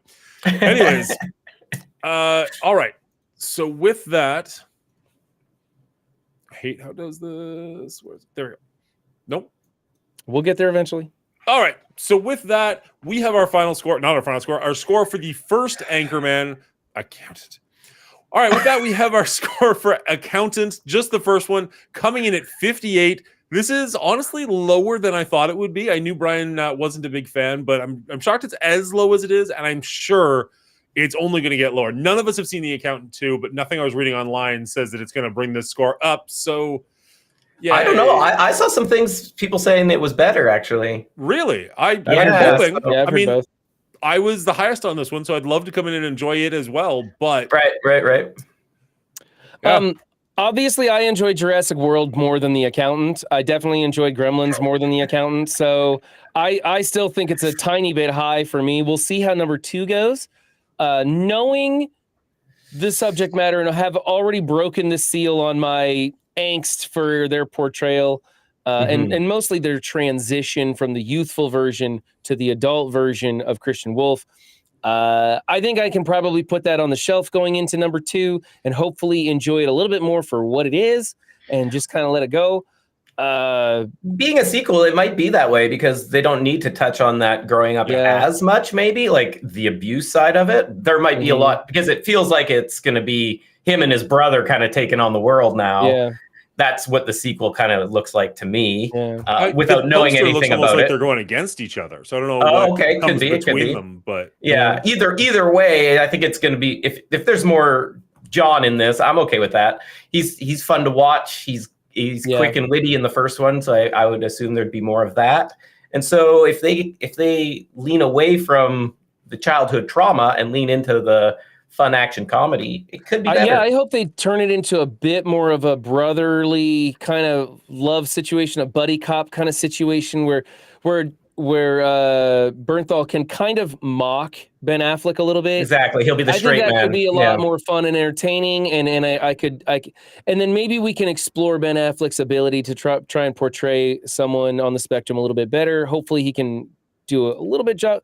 Just work a few more features into it, a few more aspects of things, because really you had like 3 pieces of silverware perfectly aligned in the drawer when he opens it up. Like there were a few little things, but just not really enough for me to get a feel for his character situation. And I would like to point out that I don't believe that their father in this movie was being portrayed as someone who is intentionally abusive. I think that his father loved him and just felt that the best way for him to become the only way he knew how. The only way he knew how was to do it this way. You never saw the father hit them. He actually seemed like he was actually a fairly loving man just from the military who doesn't express his emotion as even when the mother left, right? He was holding his son, being like, let's get through this, like the mother was a piece I don't of disagree. Sorry. Any parent that abandons their children, I'm sorry. I got no love for you. That's fair. That's fair. I think it's fair on the husband's perspective. From the wife's perspective, from the very, very, very minimal that we get from her, it doesn't look like she has an opinion on anything. Yeah. Like she was like, no, I think this would be best for our son. He's like, absolutely not. We're not doing this. And then like we see them trying to raise the kids the way he wants to raise them. That's true. You're right. She's she like, is being I drugged can't along live like with no this. choice. We got to point that out. Maybe she did try potentially and she kept wasn't a relationship allowed. with the kids after that. As opposed to just like running off with another man kind of a thing. I'm not absolving her by any stretch, and I'm certainly not advocating for leaving your kids. But you're right. There's more color to this more going picture beyond than the scenes, I'm allowing. So yeah. Maybe we could have got more of that than the 10-minute monologue J.K. Simmons gave us. Yeah. Don't get me wrong. I love J.K. Simmons' monologue. I love that little backstory, but it was so over the top unnecessary. And unnecessary. Yeah. I don't disagree. I don't know that it was entirely unnecessary. I think you could have sprinkled it through the movie as opposed to just here's 10 minutes of dump. Yeah. And it did make his character pivot so hard. Like all of a sudden he just sits down on the couch, pulls his hat down over his eyes and tells this story that drastically changes his whole character. Yeah.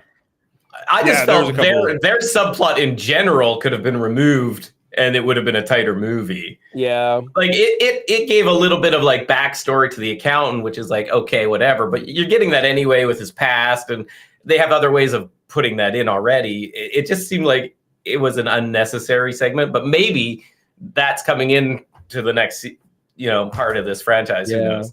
Yeah. Chat's pointing out some different movies that they really love J.K. Simmons. I think J.K. Simmons is a very popular actor amongst us and our viewers here on Twitch. And if anybody hasn't seen the movie Whiplash, I believe that is J.K. Simmons, one of his best performances. You will absolutely hate him in that movie. Speaking of abusive. Yes, because he does such a fantastic job. I wanted to mail him a handwritten hate note of why I was so angry with him after that movie, because he did such a good job portraying that character. He's a phenomenal actor for sure. Yeah, he's great. I don't disagree with anything you said. I think when Brian and I did like my top 20, I'm pretty sure that was in probably high top 10. Like it's such a phenomenal film. Mm-hmm. That being said, I won't say much more about it because I would love to actually do that on the show at some point. We can't talk about anything anymore. I do not want it to be sequeled. I do not want a Whiplash 2. Exactly. But that movie's just so freaking good. Anyway, something we can speak about. Go ahead. All right, no more all rights. All right. So that's our rating of The Accountant, but what's yours? Let me know in the comments down below. I'd love to hear from you. We record this at twitch.tv/The Mongoolie Show every Thursday night, so come on over there and hit the follow button if you want to hang out with us live, or if you made it this far in the video, you probably enjoyed it. Hit like and subscribe on this video so I see you in the next one. All right.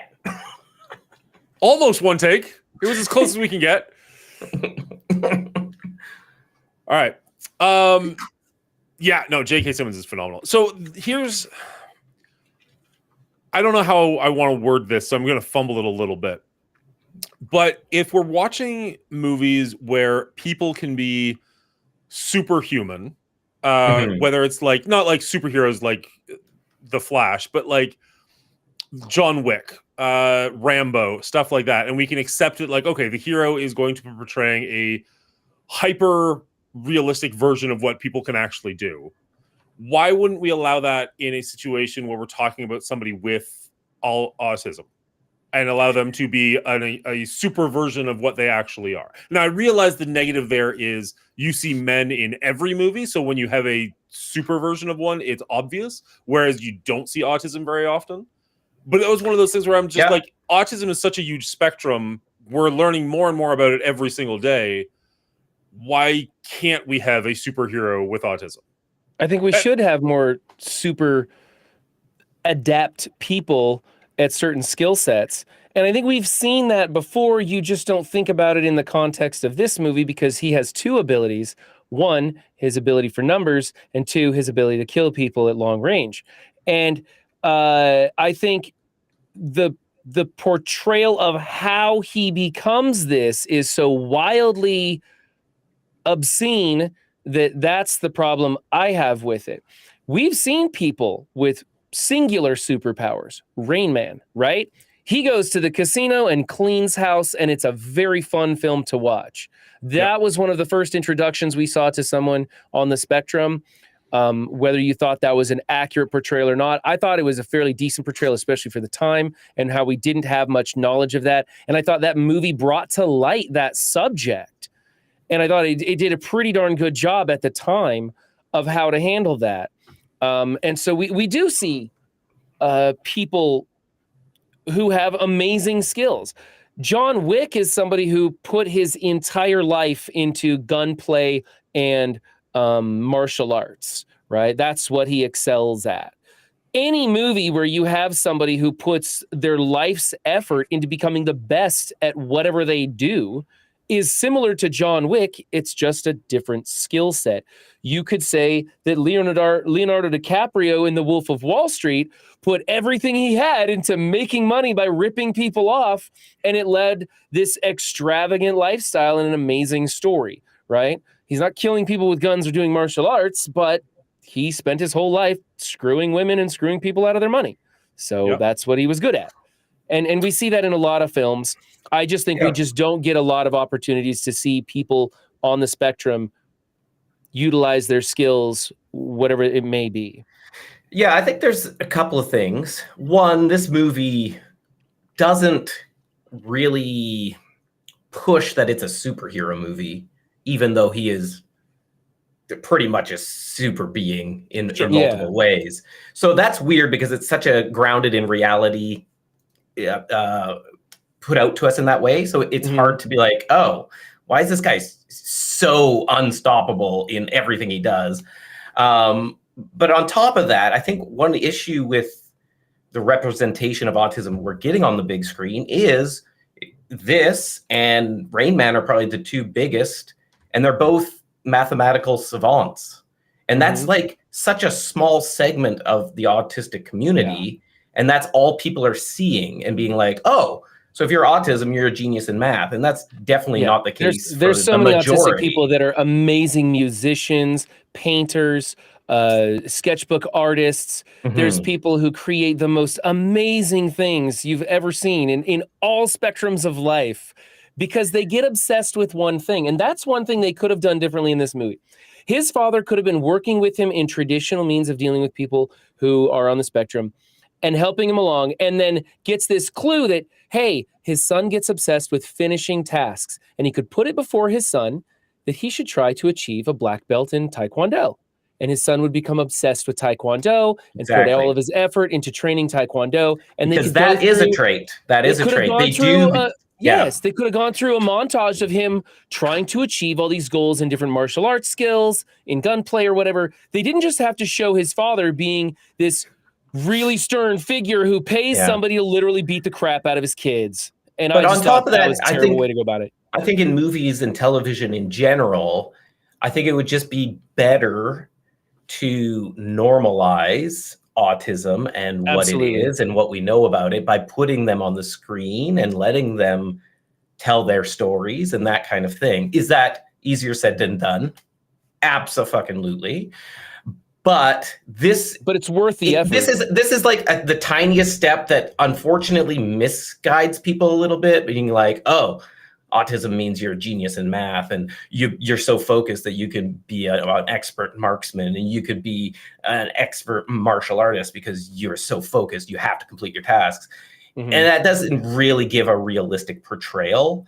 Although there are people on the spectrum who are like, hey, my autism is my superpower, right? Because it does allow me to do some of these things that other people don't. And the big one is math, because a lot of people gravitate towards math because math it has rigid structure. It's got rigid structures. There's only right and wrong in math. And so they gravitate towards that because they know if they're right or wrong, and you can't question it. Whereas other people on the spectrum most definitely go into music, most definitely go into other arts and things like that. And they do excel at it because they practice it so much. If I had the ability to practice something like that and not lose my mind, I would be good at something in my life. But right now, I'm just failing all around. I'm like the opposite of autism. I have the attention span of a hummingbird. I stick with one thing for about 45 seconds, and then I'm on to the next thing. I am the exact same way. And there's so many things. I'm going to just talk about streaming for a second, where like behind the scenes, I'll be like, that's really cool. I should figure out how to do that. And I will learn how to do it well enough to do it one time, put it on my OBS, completely forget that skill. 100%. And it breaks 6 months from now. My brain goes, oh, man. I have no idea how I did that. Delete. Yeah. Like it just goes away. When I get to the point in a video game where not even beat the video game, but know that I can beat the video game, or understand the strategy that people are using to get good at the video game. Once I understand it, I become bored with it. But I love figuring out the puzzle. It's just as soon as the puzzle is solved for me, even if I don't actually put the puzzle pieces together, but I know how they're going to fit together, that's good enough, and I'm on to the next thing. Right. Yeah. So anyway, to answer your question, Dan, yes, I think it's okay to have superheroes with differing abilities, things like that. Absolutely. Did this movie execute that? Not great in my mind. No, and that's completely fair. Like you're allowed to like this movie to whatever degree you do like it. For sure. It was just one of those things where it's like, I guess I didn't put everything that about I didn't equate everything about Ben Affleck's character down to autism. Right? Like he is a character, he has autism, also these things. You know what I mean? Like the fact that he was a phenomenal shooter maybe that was partially because he's autistic. Maybe that was because of how he was raised. Like, we see his brother Right. is also phenomenal marksman and Yes. is a military-minded person. And therein lies my problem, because they don't show the transition from him being a high needs, special needs kid, someone who is not functioning on their own or not going to function on their own without the proper training and teaching and encouragement. And they transition into what Ben Affleck is in the future, and they don't showcase the how that could actually be possible. And from Which what is- they do show is what they definitely do not show a way is to do definitely it. not. Yeah. Fair. When he's in the room with the flashing lights and he's running that baton up and down his shins and the loud music and stuff, I'm like, if you do that to a high needs autistic person, especially somebody with Asperger's, you're going to end up with a broken, non-functioning human being. Like, that Yeah. that just blew me away that they think, well, we're I going to did- desensitize you to the thing that absolutely makes you lose your mind. No, it's not desensitizing. That's what I was looking up into. It is an interruption technique. It is a way of stopping. Now, I'm going off of what I read one time on the internet, okay. so bear with me. It is a way of focusing on one thing as opposed To take his mind off of the others. Yeah. Right. Okay, So so it's that's not why like, oh, I have to get used to this. It's more like, no, this is purposefully breaking my concentration Okay, so on that would other explain things. why after the 15-minute timer runs out, he's still losing his shit because he's dealing with an incredibly stressful situation. Exactly. He's using he can't break as, out of it. as Yeah. a deterrent to break his mental path. Okay, Yeah. I misunderstood that in the film. I thought that was part of his training regime to help him to deal with crazy loud bangs and flashes. Right. Okay. And had I not read the internet, I would have 100% been on the same page with you. But Okay. reading that, I was like, oh, that's interesting. That's not how I interpreted that. And they probably could have explained that better. Yeah, they Because probably like the should dad have. straight up says like, oh, well, that's not how the world is. The world is loud and violent. Yeah, and he you see needs him doing more that. noise and loud stuff. And I'm just like, and then they show this. So that's what I connected that first scene with his dad with the flashing light sequence and Same. thought that was part of his training regimen. And Right. that makes a little bit more sense. Still don't know But if that's they the don't best way to explain it- interrupt disruptive behavior in a person on the spectrum, but okay. The other thing that was odd, the other thing that kind of stands out is like, no, his character's not all of these things because of autism, but kind of yes, because his dad probably wouldn't have done all this to him without the autism. So it still stems there to a degree because, you know, his wife probably wouldn't have left him. They wouldn't have had to go into like crazy mode of like, I have to break you of this cursed autism you have and make it your superpower. You know, that wouldn't have happened. We wouldn't have gotten the same accountant because it all stems from him having autism. And so I think that might be part of the issue. Yeah. It's post hoc ergo proctor hoc, like after it, therefore because of it.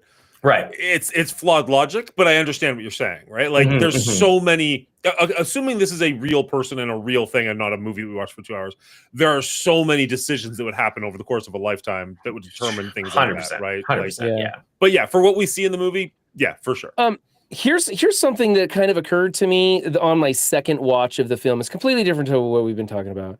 His father came off to me the second time as though he was a black ops specialist or somebody, because they were trying to find his father, and his father had aliases. Like they were like, oh, the dead guy at the funeral, his was an alias also.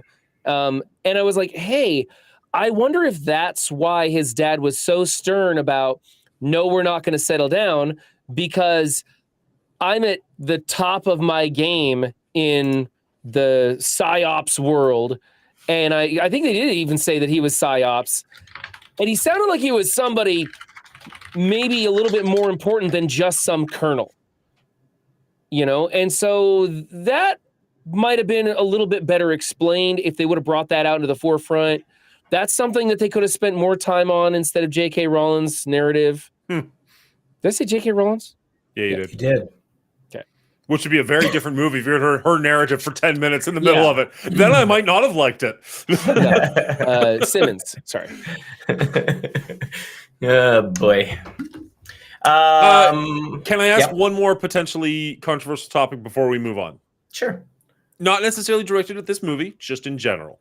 Mm. But it did kind of Intriguing. come up because of this. What are your thoughts on there are people who say you can only hire actors who are of a certain type if they're going Right. to play a certain type of role. Right. I disagree with that pretty hard, but where do you guys land on that? I don't understand the question. Explain it to me. So, if in you this want to case, play a homosexual in a movie, you have to be a homosexual in real life, because otherwise, how could you possibly understand what it's like to be a homosexual? right. Didn't Or Brokeback not- Mountain like break some huge records and stuff? Like, I'm just asking your personal opinion. I'm not, because I hear think that the argument whole- quite a I bit think these what days. makes a great actor is someone who can portray something that they are absolutely not in real life. I think that's the best part of acting, is to bring to life something that you have no connection with. Make the impossible possible. And if we're just going to take apples to be apples, what's the fun in that, man? I think that makes for terrible film writing. I think we should explore, I think we should challenge people to step outside of their social roles and portray things that maybe they even disagree with. You know, I think that makes for the most interesting portrayal of characters myself. I'm of two camps on this. Sure. One, being an actor, I would love to have any opportunity to do many different things that I wouldn't normally do. But on the other hand, I do feel representation does matter, and that if there is somebody who is perfectly eligible for a role, say in this specific movie, somebody with Asperger's who could portray the role, giving it to Ben Affleck doesn't make any sense to me. When you have somebody, aside from, oh, it's Ben Affleck, we're going to get I was going to say he sells tickets. Affleck appeal, right? But that seems like the wrong reason to do it, is to, oh, we're going to sell tickets because of Ben Affleck, compared to, hey, this up and coming actor with Asperger's fits perfect, right? They actually have lived experience. They can portray this excellently. Throw them in the role, given that opportunity. The problem then comes, though, is how many people are out there? How do you find them? You know, is there enough roles for those people to fill? It's such a complex situation that it's very hard to just be like, oh yeah, no, yeah. If you're not homosexual, you are not eligible for this role, because it doesn't always line up with what can be done, right? It's a very difficult it's very difficult to navigate, and I know this more than most just because live theater is going through this huge, constantly trying to represent all kinds of different people more in the arts, and what kind of quality, and if people are going to go see it, and all of those things. Like, can we even make money off it? Are we just going to lose everything because we're trying to navigate this equality of availability, all of that stuff. And it's just like a very deep and complicated situation that's hard to navigate. So I am on both sides in some ways, and I think you have to take it case by case in some ways. I think I came across saying I'm very hardly against this, and I think I actually agree with Will more than I think I came across a little strong. I agree with everything Brian said. Like, a great actor should be able to play any role, but there is definitely something to be said about, some people won't be given the opportunity to show that they're a great actor because there might be somebody else, like a Ben Affleck. I don't want to pick on Ben Affleck, but like Sure, a major star Yeah. who can do it and will sell seats because he had the opportunity previous to that. I completely understand that. I guess,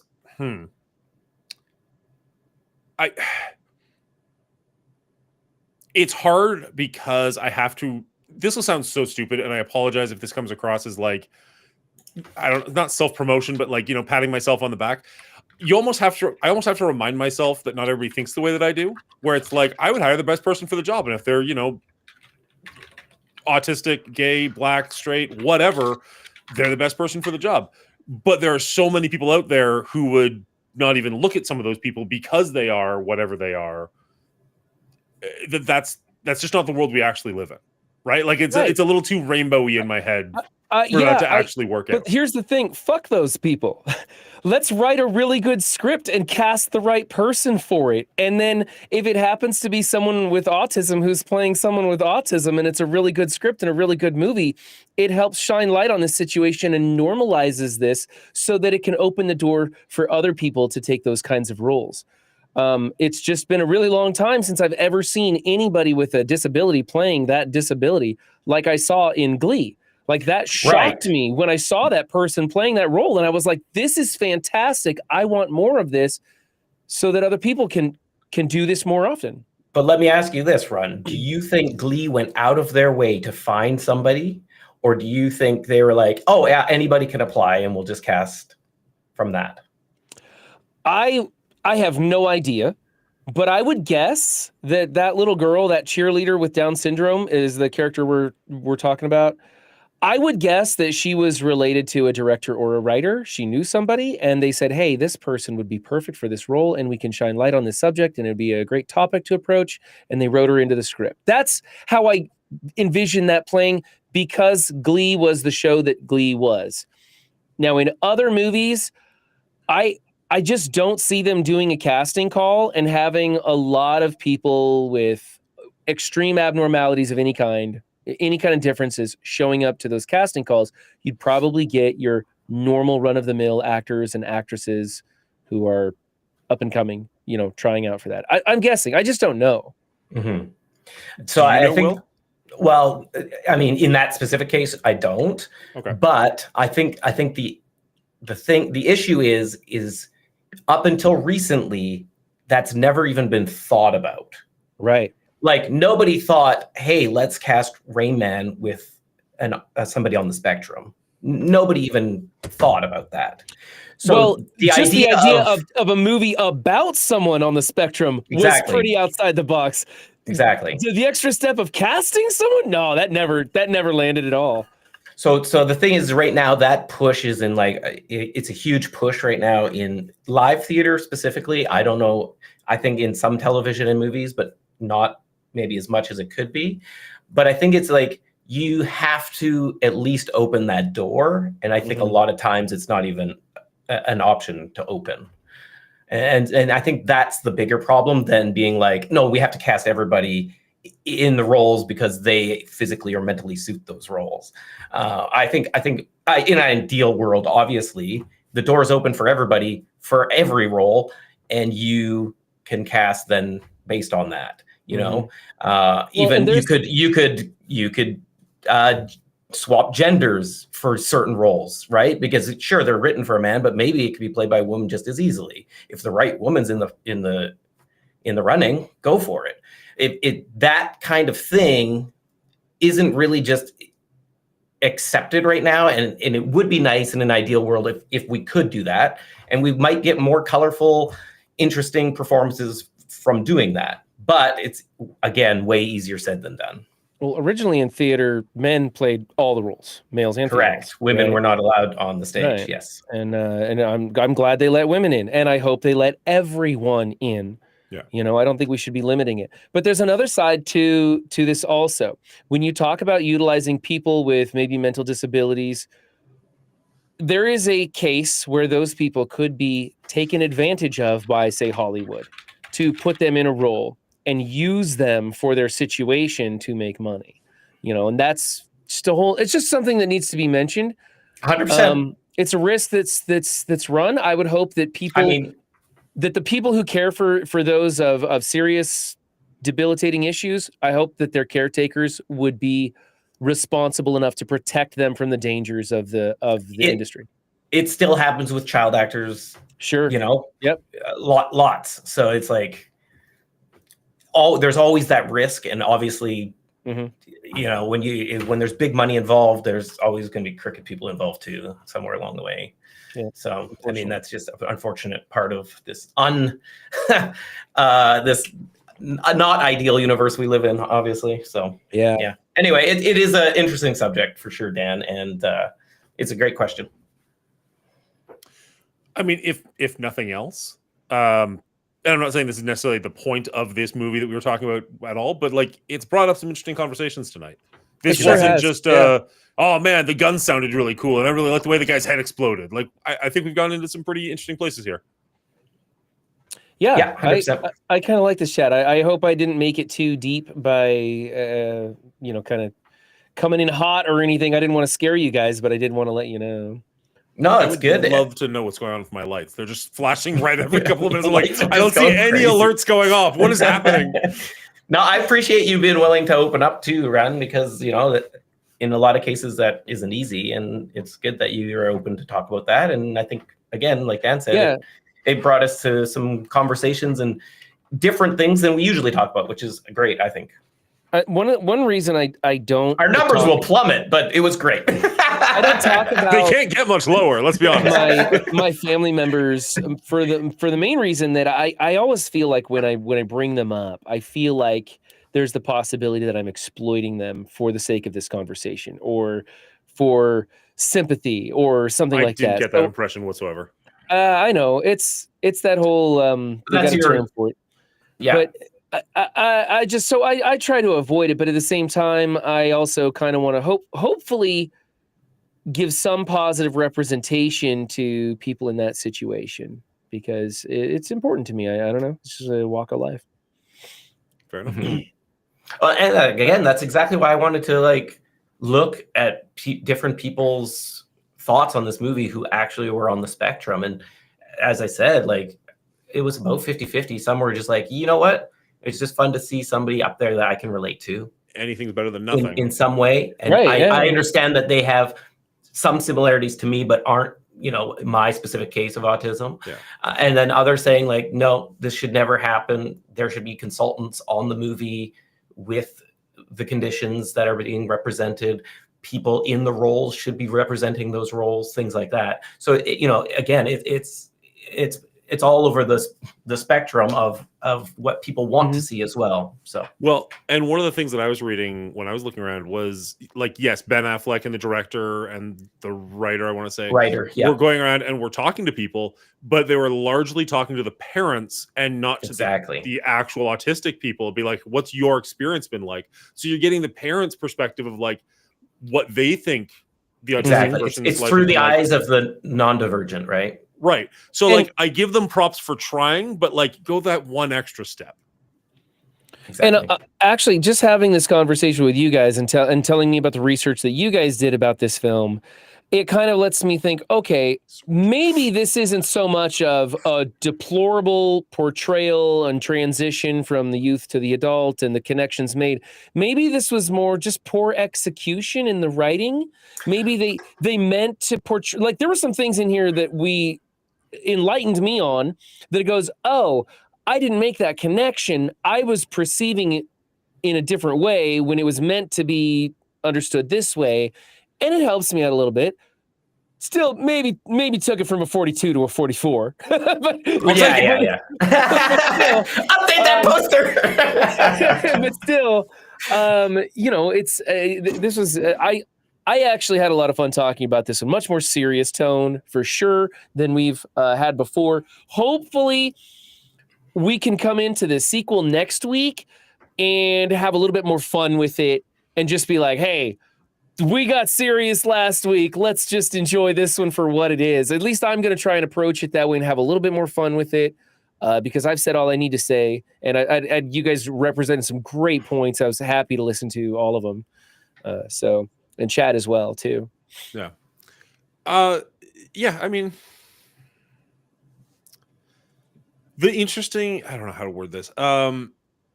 I feel like I'm always so walking on eggshells with topics like this because I am I don't want to come across as ableist or something. You know what I mean? Yeah, sure. Or ignorant or whatever. Well, right? exactly. My life has been so good and easy that whatever, I've got opinions on shit that I don't know anything about. But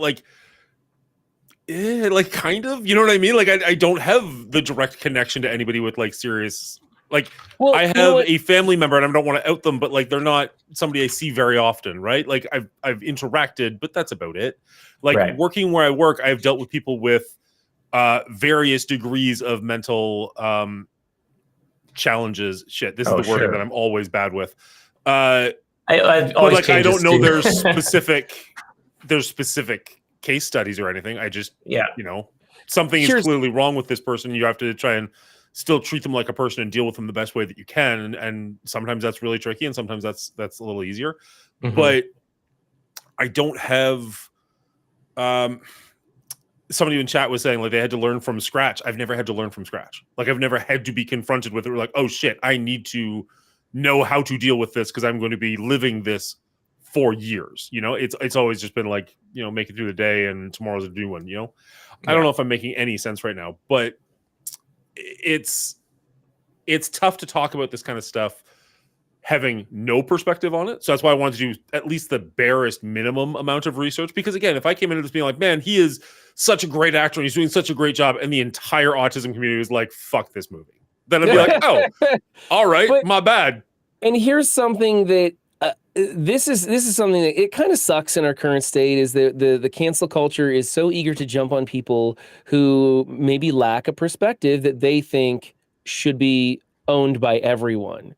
And so I and you guys as well, we're middle-aged white guys who don't really have anything super horrible going on in our I'm in life. my prime, Ron. I'm in my prime. Whatever. But right? And so we're told that we're not allowed to talk about certain things. We don't even need to talk about it because sometimes I do actually agree with the sentiment. But Yep. we have an opinion, and it may not be a very heightened perspective opinion, but it is the opinion that we have from our perspective, and it's equally valid. And what we need to be sure that we do is when we talk about our opinions, that we don't infringe on other people's opinions and beliefs, that we be respectful of others. And so we can share, hey, I may be ignorant on this subject, but here's what I know and here's how I feel. Tell me what you feel and think, and we can share a conversation about this. And because that conversation exists, because we're allowing people to share their opinions and their experiences, as weak or limited as they may be, we're able to enlighten other people and grow ourselves by that exchange of ideas. Yeah. In an ideal world, yes, 100%. Yeah. and that's Be the the beauty is, change. like, I enjoy talking with you guys because I know you're both open and willing to listen and learn or inform me, and likewise, right? We are respectful of each other, but unfortunately, a lot of people aren't that way, and that's where it gets much. And Dan, and most of what I come across, like I will tell you my opinions on things, but I very rarely will be like, "This is factually what is going happen." Like 100%. that's just not who I am. I try right? to Like, never do that. So worst case scenario, like opinions can change. Like if I come into this being like, man, I think this is a phenomenal movie about autism and whatnot, and you guys are just like, no, dude, it's just not. And you can like open my eyes and be like, oh, like, all right, that's totally fair. Like in some cases, it can be best case scenario. Opinions change, but again, we don't typically go deep on anything for that to matter. Obviously, Dan, I almost got the feeling like you were hesitant to maybe openly express and share your ideas because you thought you might offend one of us. Did you feel that way in the beginning of this conversation because the way I kind of opened? I hope not. So no part of me was going to be like, I'm going to open with an autistic joke. And then you said what you said. I was like, oh shit. Like that wasn't like on my agenda. Right. But like you'd mentioned something, I think last week when we first talked about this movie, you're like, oh, I really don't like this. Or I don't like Ben Affleck's portrayal. And I was trying to like come up with a lighthearted, like, this is the spectrum. And like, it depended on how you were going to broach the subject. And I didn't realize how personal a connection you had. So I didn't want to,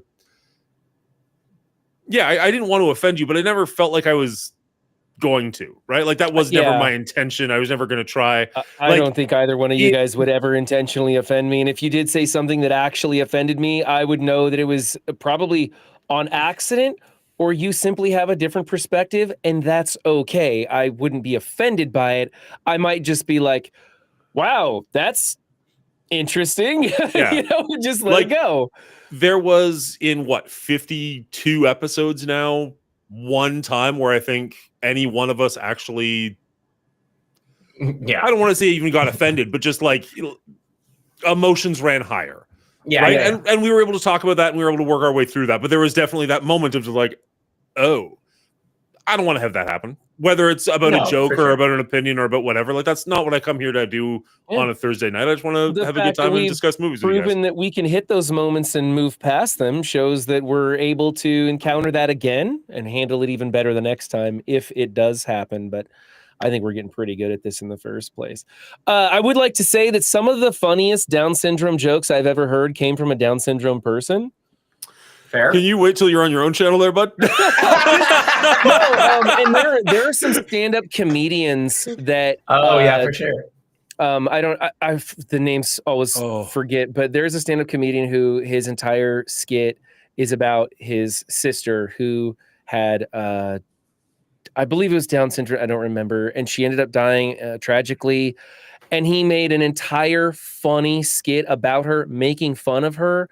And it was somehow tasteful and beautiful and it was just perfect. And so I also think that with the right amount of skill and talent, you can still tell jokes about anyone and any situation and make people laugh, hold a mirror up to the world, make the world a better place by being open and discussing those things, as long as you start from an intent of helping and being kind to one another. As long as that is your starting point and a little bit of skill, you don't just bumble into those territories sure, because I've seen it go bad. I think that there's lots of opportunities. I mean, we're going off on a little bit of a tangent. I think almost anything can be funny in the hands of a professional. Like if it's done right, I think almost anything can be funny. There is a comedian that I saw. I didn't think of this until you started talking about it. There's a comedian. I don't know what he has. He mentions it in his stand-up, and I'm blanking on it, so I don't want to say and be wrong. But he makes that the point of his stand-up, and I don't want to say he's like making fun of himself, but he's definitely like, yeah, guys, I see it too. Don't you worry. Like I'm shaking and I'm terrified up here, and like they're not connected. Like I'm shaking and I'm terrified. Two totally separate things. I think I know the comedian you're talking about. Yeah, like he was pretty funny. I only saw like little bits on TikTok, but he was pretty good. Okay, so let's go, I don't know, less serious, more serious. I just have a curious question because I hear it a lot, but I haven't talked to you guys about it. Why do you guys dislike Ben Affleck? Oh, yeah, it's not. Okay, so for me specifically, I feel like he's kind of like a one-note actor. Like he does kind of the snarky a-hole character okay, but his range beyond that doesn't really draw me in. Even like when he's in like a rom-com, it doesn't really do anything for me. Maybe it's the roles he picks, or maybe it's just I haven't seen the range that I would like to see from him. He just doesn't grab me like a lot of other actors do. Like J.K. Simmons is like a beautiful character actor who can just run with it, and he's strong, powerful performance. I just don't get that same feeling from Ben. And on top of that, even I'll go with like Keanu Reeves, I don't think is a great actor, but he has something that draws you in. Like that's, I don't know what it is, star appeal or whatever. You just gravitate towards him. He just seems like a really genuine person, even though he's not the best actor. You like watching him. And I don't even get that from Ben. So it's just from what I've seen, and to my fault, I gave up watching a lot of his stuff because I didn't, and maybe he's grown a lot and done a lot better things. But on the opposite side of the coin, I've really enjoyed some of the things he's directed. So I just feel like he's got a better grasp on that side of the entertainment industry. And that's fine. I'll support him in that way instead of being like, oh God, Batman. I think simply he's overrated as an actor and underrated as a director. That's it. That's all there's to it. He's not bad as an actor. I just think he's overrated. I don't like him as much as most other people do. Okay. I think he's a little bit blasé in his character breadth, and his depictions of the characters that he does do. They just kind of bore me a little bit. And I guess otherwise, like when I have seen him in stuff, it's like freaking Dogma. And his buddy is better than him. Yeah. He did good in Good Will Hunting, but he was upstaged by everybody. I think Matt Damon's a better actor, and so I'm not arguing that doesn't- he's the greatest actor, but he No, seems to get a 100%, lot of but- hate, and I'm like, I don't hate him at all. I think he's fine. I think he's good. Like I like going the opposite way. You said you don't like a lot of the roles he takes. He definitely had a period there where he was just cashing paychecks, and he literally had a movie called Paycheck. Oh yeah, Like, he couldn't have been more on the nose. Was it the time travel movie where you could see into the future? I don't I remember, don't to be know what perfectly it honest. I was. think I saw it, but I don't really care enough. He built a was bad. machine where he could see into the future, and it took place retrospectively. Like at first they put him in a room and he like reverse engineered that laptop to be 3-dimensional depiction, and then they hire him to figure out how to see into the future, how to solve this problem, and he ends up building a machine that looks into the future, and then he uses that to solve the problem. And by the end of the movie you realize that he already knows all of the answers, and so there was never any danger, because he would always have the object he needed at the right moment to move to the next step in the movie. He had the paper clip just in time to unlock the handcuffs or something, and I didn't like Peyton. Well, and then his acting was terrible in that. Oh, I think there was definitely like a 5 to 10 year period where he didn't give a shit. Like he was just like, I can get paid this much to be in things. Late Changing Lanes, Reindeer Games, Phantoms, that one, Paycheck. Like there's definitely a down period for sure. Right. But I think his early career, I think, was pretty strong with like Goodwill Hunting. Goodwill Hunting. Frick, why did I just blank as soon as I started saying words? Daredevil. No. Shakespeare in Love. The one with Matt Damon and Ben Fraser, and they're in a preppy school. School Ties. Dazed and Confused, Dogma. I actually like his Kevin I liked Smith him career. in Dazed and Confused. I actually enjoyed him in that. He played that douchebag dickhead. Oh yeah. Oh, he plays a good I actually asshole. thought he did a solid That's job the in that thing. one. That might have been one of his best performances for me. Was Dazed and Confused. That smaller role there. Yeah, and then his That's more the recent thing. stuff with like The Town, Argo. I actually liked him quite a bit as Batman. I was surprised how much I liked him as Batman. Yeah, I was okay. His Uh, Batman what's- wasn't the worst, but just those what's- movies in general aren't great. Oh, the movies were bad, but I thought he Yeah. did a good job. Yeah. What is the one where he's a drunk? I mean, all of them, but the Way Back, I thought he did a really good job in. Gone Girl was phenomenal. I don't Didn't he know. direct Gone Girl also? Like he starred and directed or something like that? No, he started and directed The Town. I don't think. Yeah, he, The Town. and Argo. I don't think he directed Gone Girl. I could be okay. wrong on that, but I don't believe Maybe so. like he helped produce it or something. I don't remember. I thought he had That's a hand possible. in something else. I don't know.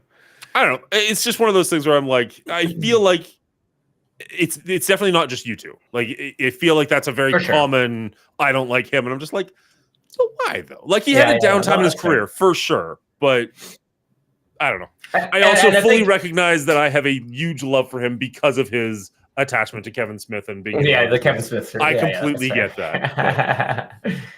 No, that's all good. David Fincher did Gone Girl Yeah, that makes more sense. as the director, and he just starred in it. Looks like. So I believe that The Accountant 2 is streaming on Amazon Prime. Is that it? believe that is I accurate. think so.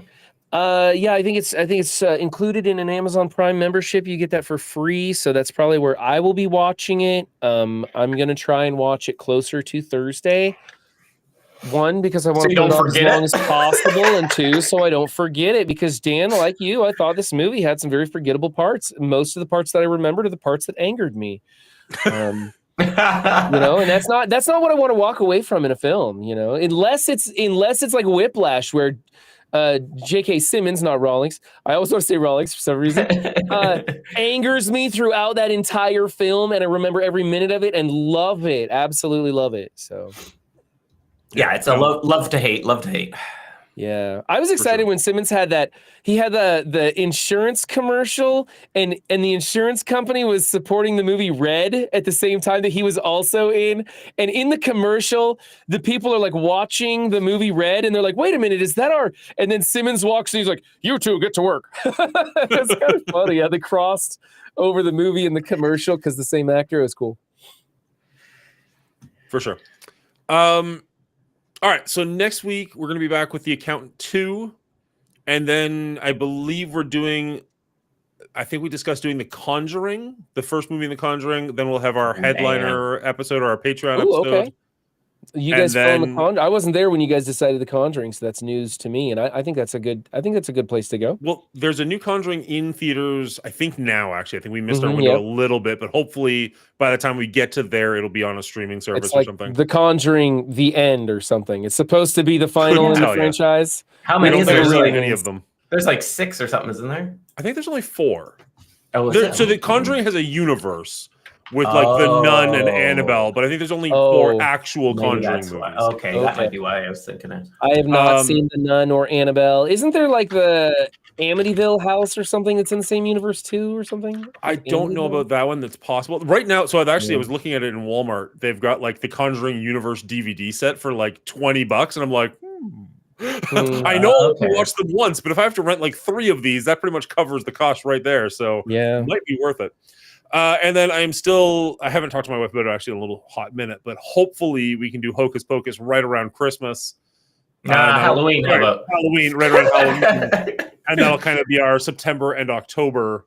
And then we can move into something new in November. But that's kind of what we're looking at doing for the next little bit here on our rating.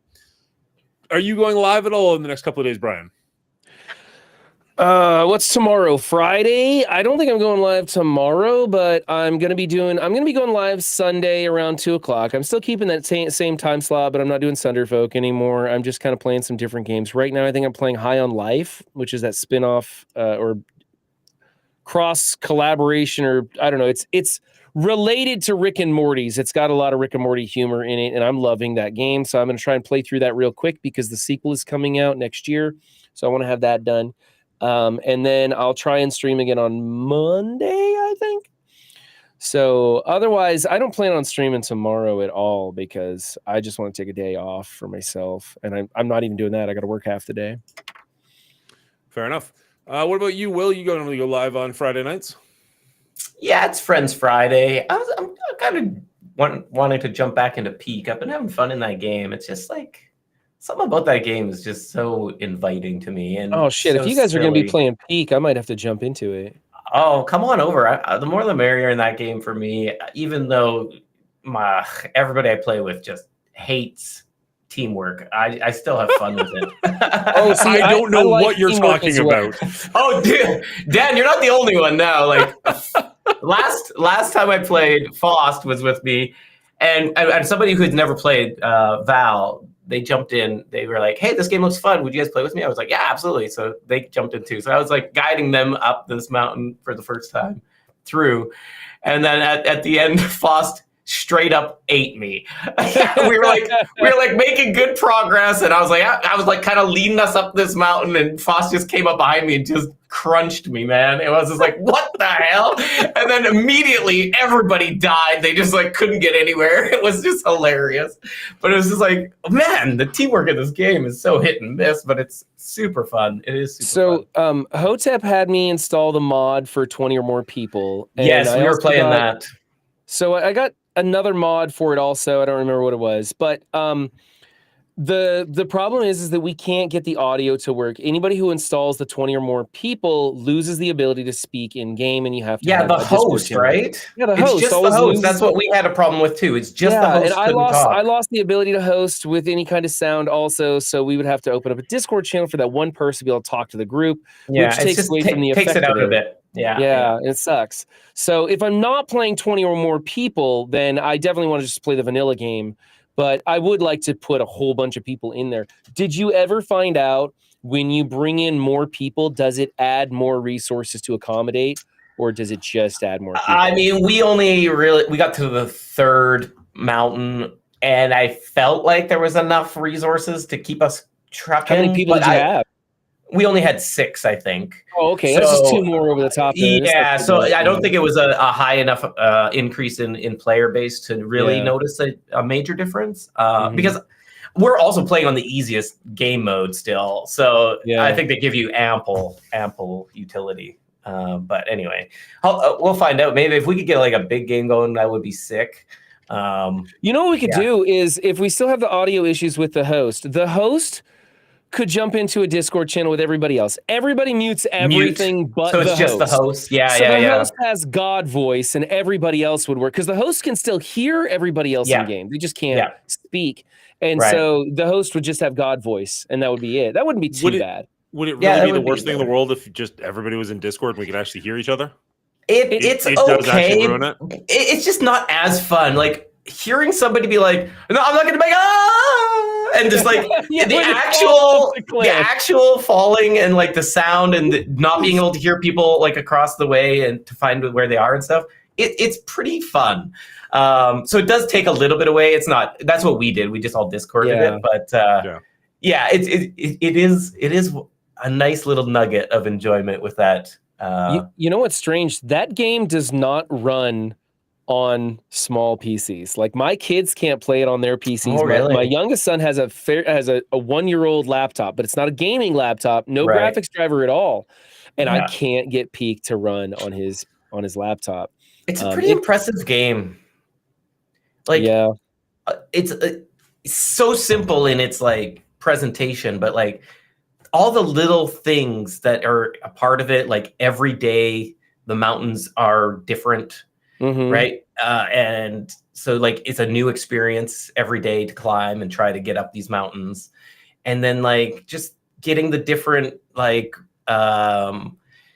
achievements and getting them on your sash to show them off and different items. Like the way they set it up really draws people in again and again. And just the teamwork elements, it's really interesting. By the way, Dorky Dad said that he would be willing to play with us. He likes playing Peak, and he's always looking for people. So next time we get in, we should shoot him a message because there's some MSFers over there in that corner of the woods that might want to come back. It's just a fun game, and like I'm guessing if we got anywhere near 20 players, it would just be a shit show. Oh yeah, I think it'd be great. There would be a lot of people going into cannibalism because they would be then starving and having to eat other people. And it would turn into us versus them. Like whoever's got the food is going to be out in the front trying not to get eaten by the cannibals falling behind.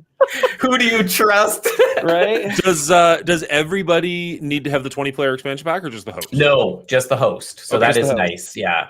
That is a nice element for that mod. And then the other thing I was thinking about was like if we do get like 10, 12 players to just like group off into twos and like have races up the mountain and stuff. I think that would be super fun too, and just be like, all right, let's go. You can color code your character at the airport, so you can 100%. Make everybody a red team, blue team, green team, stuff like that. Yeah, cool. Yeah, it's just different. Sounds like a lot of fun. Different ways you can like make the game your own is like pretty intriguing to me. So I just think like them allowing all these different mods and stuff, I think is really fun. Yeah. I don't know. Cool. That's it's on my mind, so I'll probably play that tomorrow for a bit anyway. Nice. Well, if I'm not playing it with you, I'll be watching it for sure. I appreciate that. Sounds good. Yeah, I have tomorrow off, so I'm going to be spending a good chunk of tomorrow and Saturday playing Silksong. I'm looking forward to this one drastically. I was debating if I was going to play it after our rating. Tonight? At this point, it's 11 o'clock, and I'm like, what think time I'm are you going to be playing Silksong? Because I want to watch that. Yeah, me too. Everybody leaves my house at 8, so probably like 8:02.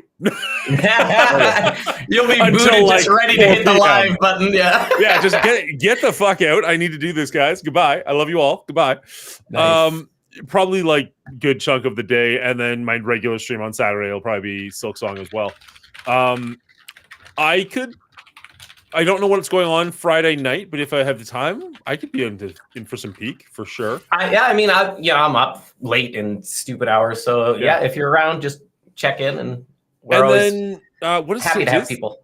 Today is the 4th, so 1 month from today, I'm just going to start advertising it now. Is going to be my 3rd annual anniversary. We're going to be doing a charity event for I was going to say autism, for Alzheimer's.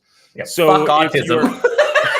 Just sorry, Dan, I forgot. What are you doing it for? Alzheimer's. Wow. Bad joke. Two horrible jokes back to back here. These guys will not be part of that stream. No, actually, I would love to have you guys and more on that stream. We're going to be doing a whole bunch of different stuff, including I want to have like a wheel of games that'll just like spin randomly, and whatever it lands on, that's what we're going to play. Some That's multiplayer, mostly single player, but there's a lot of really silly games that I'm looking forward to doing, and we can even discuss that behind the scenes. That Guilty as Sock game that somebody mentioned in the headliners chat looks hilarious. Peak is always a good time. There's a whole bunch of stuff going on. It's going to be starting on October 3rd, Hillary, and going into October 4th. So it'll be starting the Friday night, probably going into the Saturday. How many evening. hours long is the stream supposed to be? 24 hours.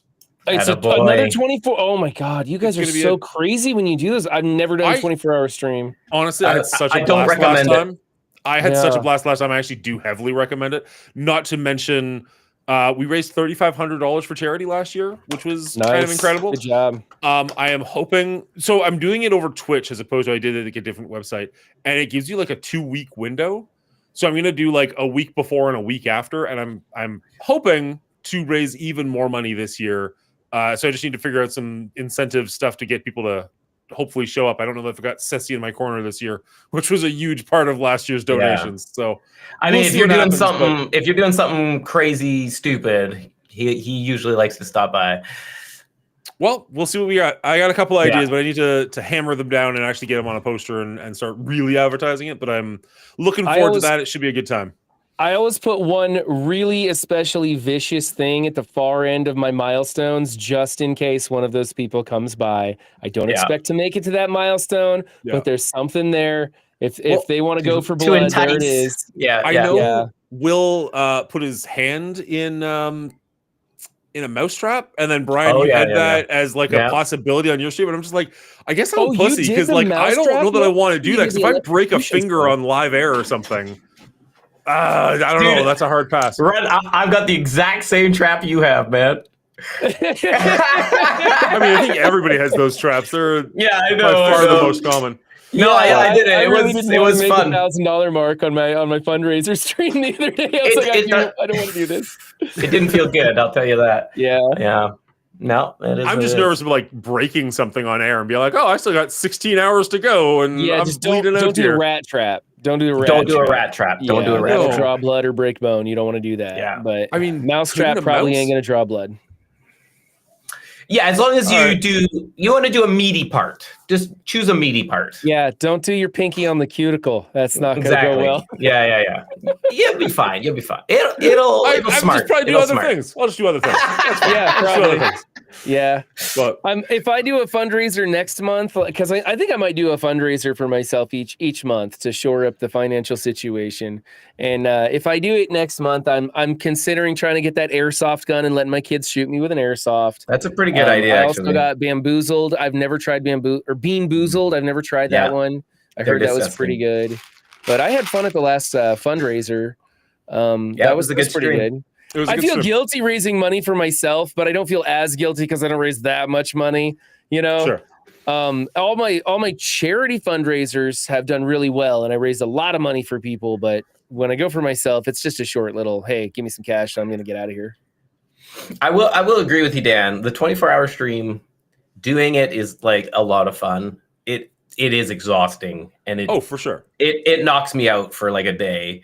I took the That- week off afterwards. Yeah, that's why I don't recommend it. But like in the moment, when you're getting the support, like if I did a charity stream and I got like nothing, I'd be like, this is the worst fucking thing. But because we have such an amazing community, it does make for a pretty good stream.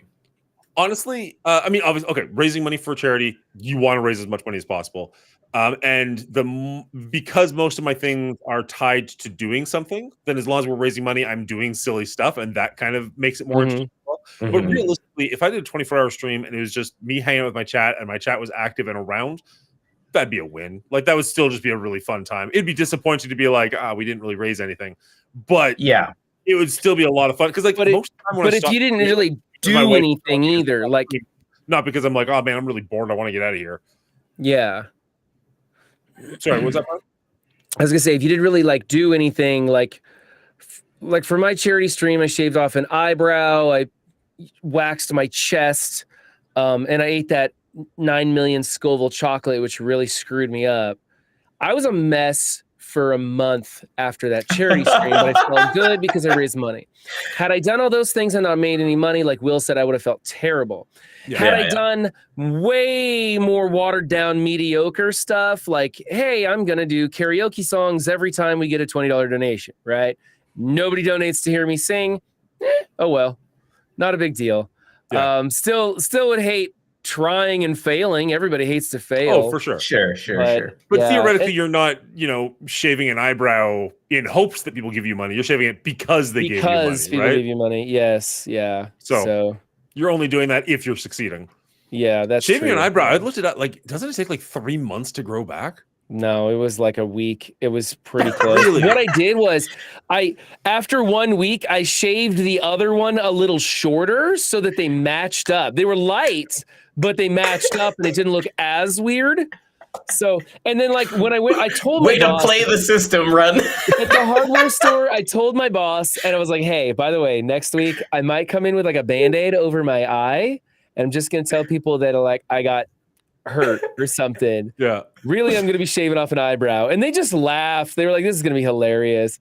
Yeah. And I did. I put this big old Band-Aid over my eyebrow. So it just looked like I had like some sort of injury or something right there. And then my coworkers were like, no. We're getting out the Sharpie. And they drew an eyebrow on the Band-Aid. That's funny. Which made it so much worse. Yeah, I was going to say, you don't want to draw the attention to it. So much worse. That's funny. Yeah. I'm just nervous. Like if I shave my eyebrows, I'll have like no hair from like here up. You know what I mean? Yeah, like that's a whole lot of real estate to have nothing going on. Hey, for the right amount of money, I think you should just go completely bald from the neckline all the way up and just see what that looks like. So I grew my beard out last year, and I was like, oh, like $20 a strip or something like that. And like one person bought right here and nothing else. I think they were just like, that looks fun, done. I was like, okay. So I just had like the biggest mutton chops the entire stream. I'm just like, this is weird, but okay. I guess it's better to have that cut off than just like only that. That would be worse. Yeah, you look good. And after the face paint and the Kingpin costume and everything, that was a fun stream. Yeah. No, I really enjoyed it. I'm hoping we can do something like that again this year. But anyways, that's I guess Hillary was right. It's actually October 3rd that it starts, and then it'll go into October 4th, which is the birthday. Oh, then, fair. Friday to Saturday. How much is the Brazilian wax? I don't know if I can do that live on air. You can't. Nope. You'll just have to take my word for it, Dadpool. You just need a really secure sock. No, you just have everything that's against terms of service off screen. So you're like this. You're like, okay, honey, go ahead. And we just see your face. Yeah, is the Brazilian the back end? I thought it was the front end. Never mind. Oh yeah, it's the front. But what you could do is use some green tape and chroma key it out.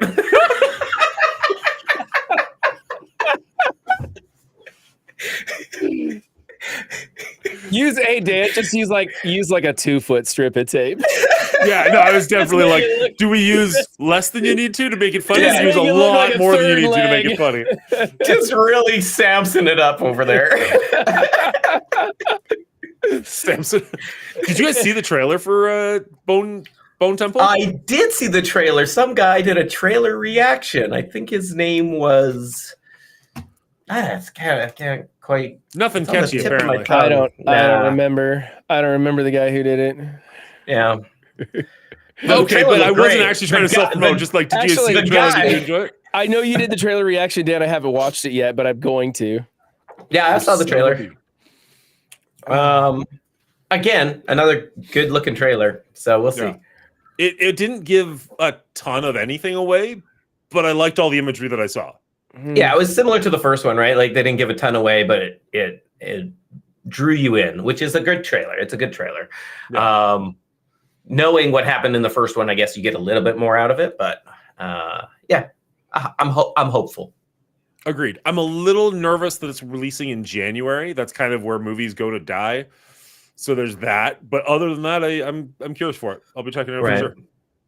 Hey, completely different genre here. Did you guys watch the latest episode of Alien Earth?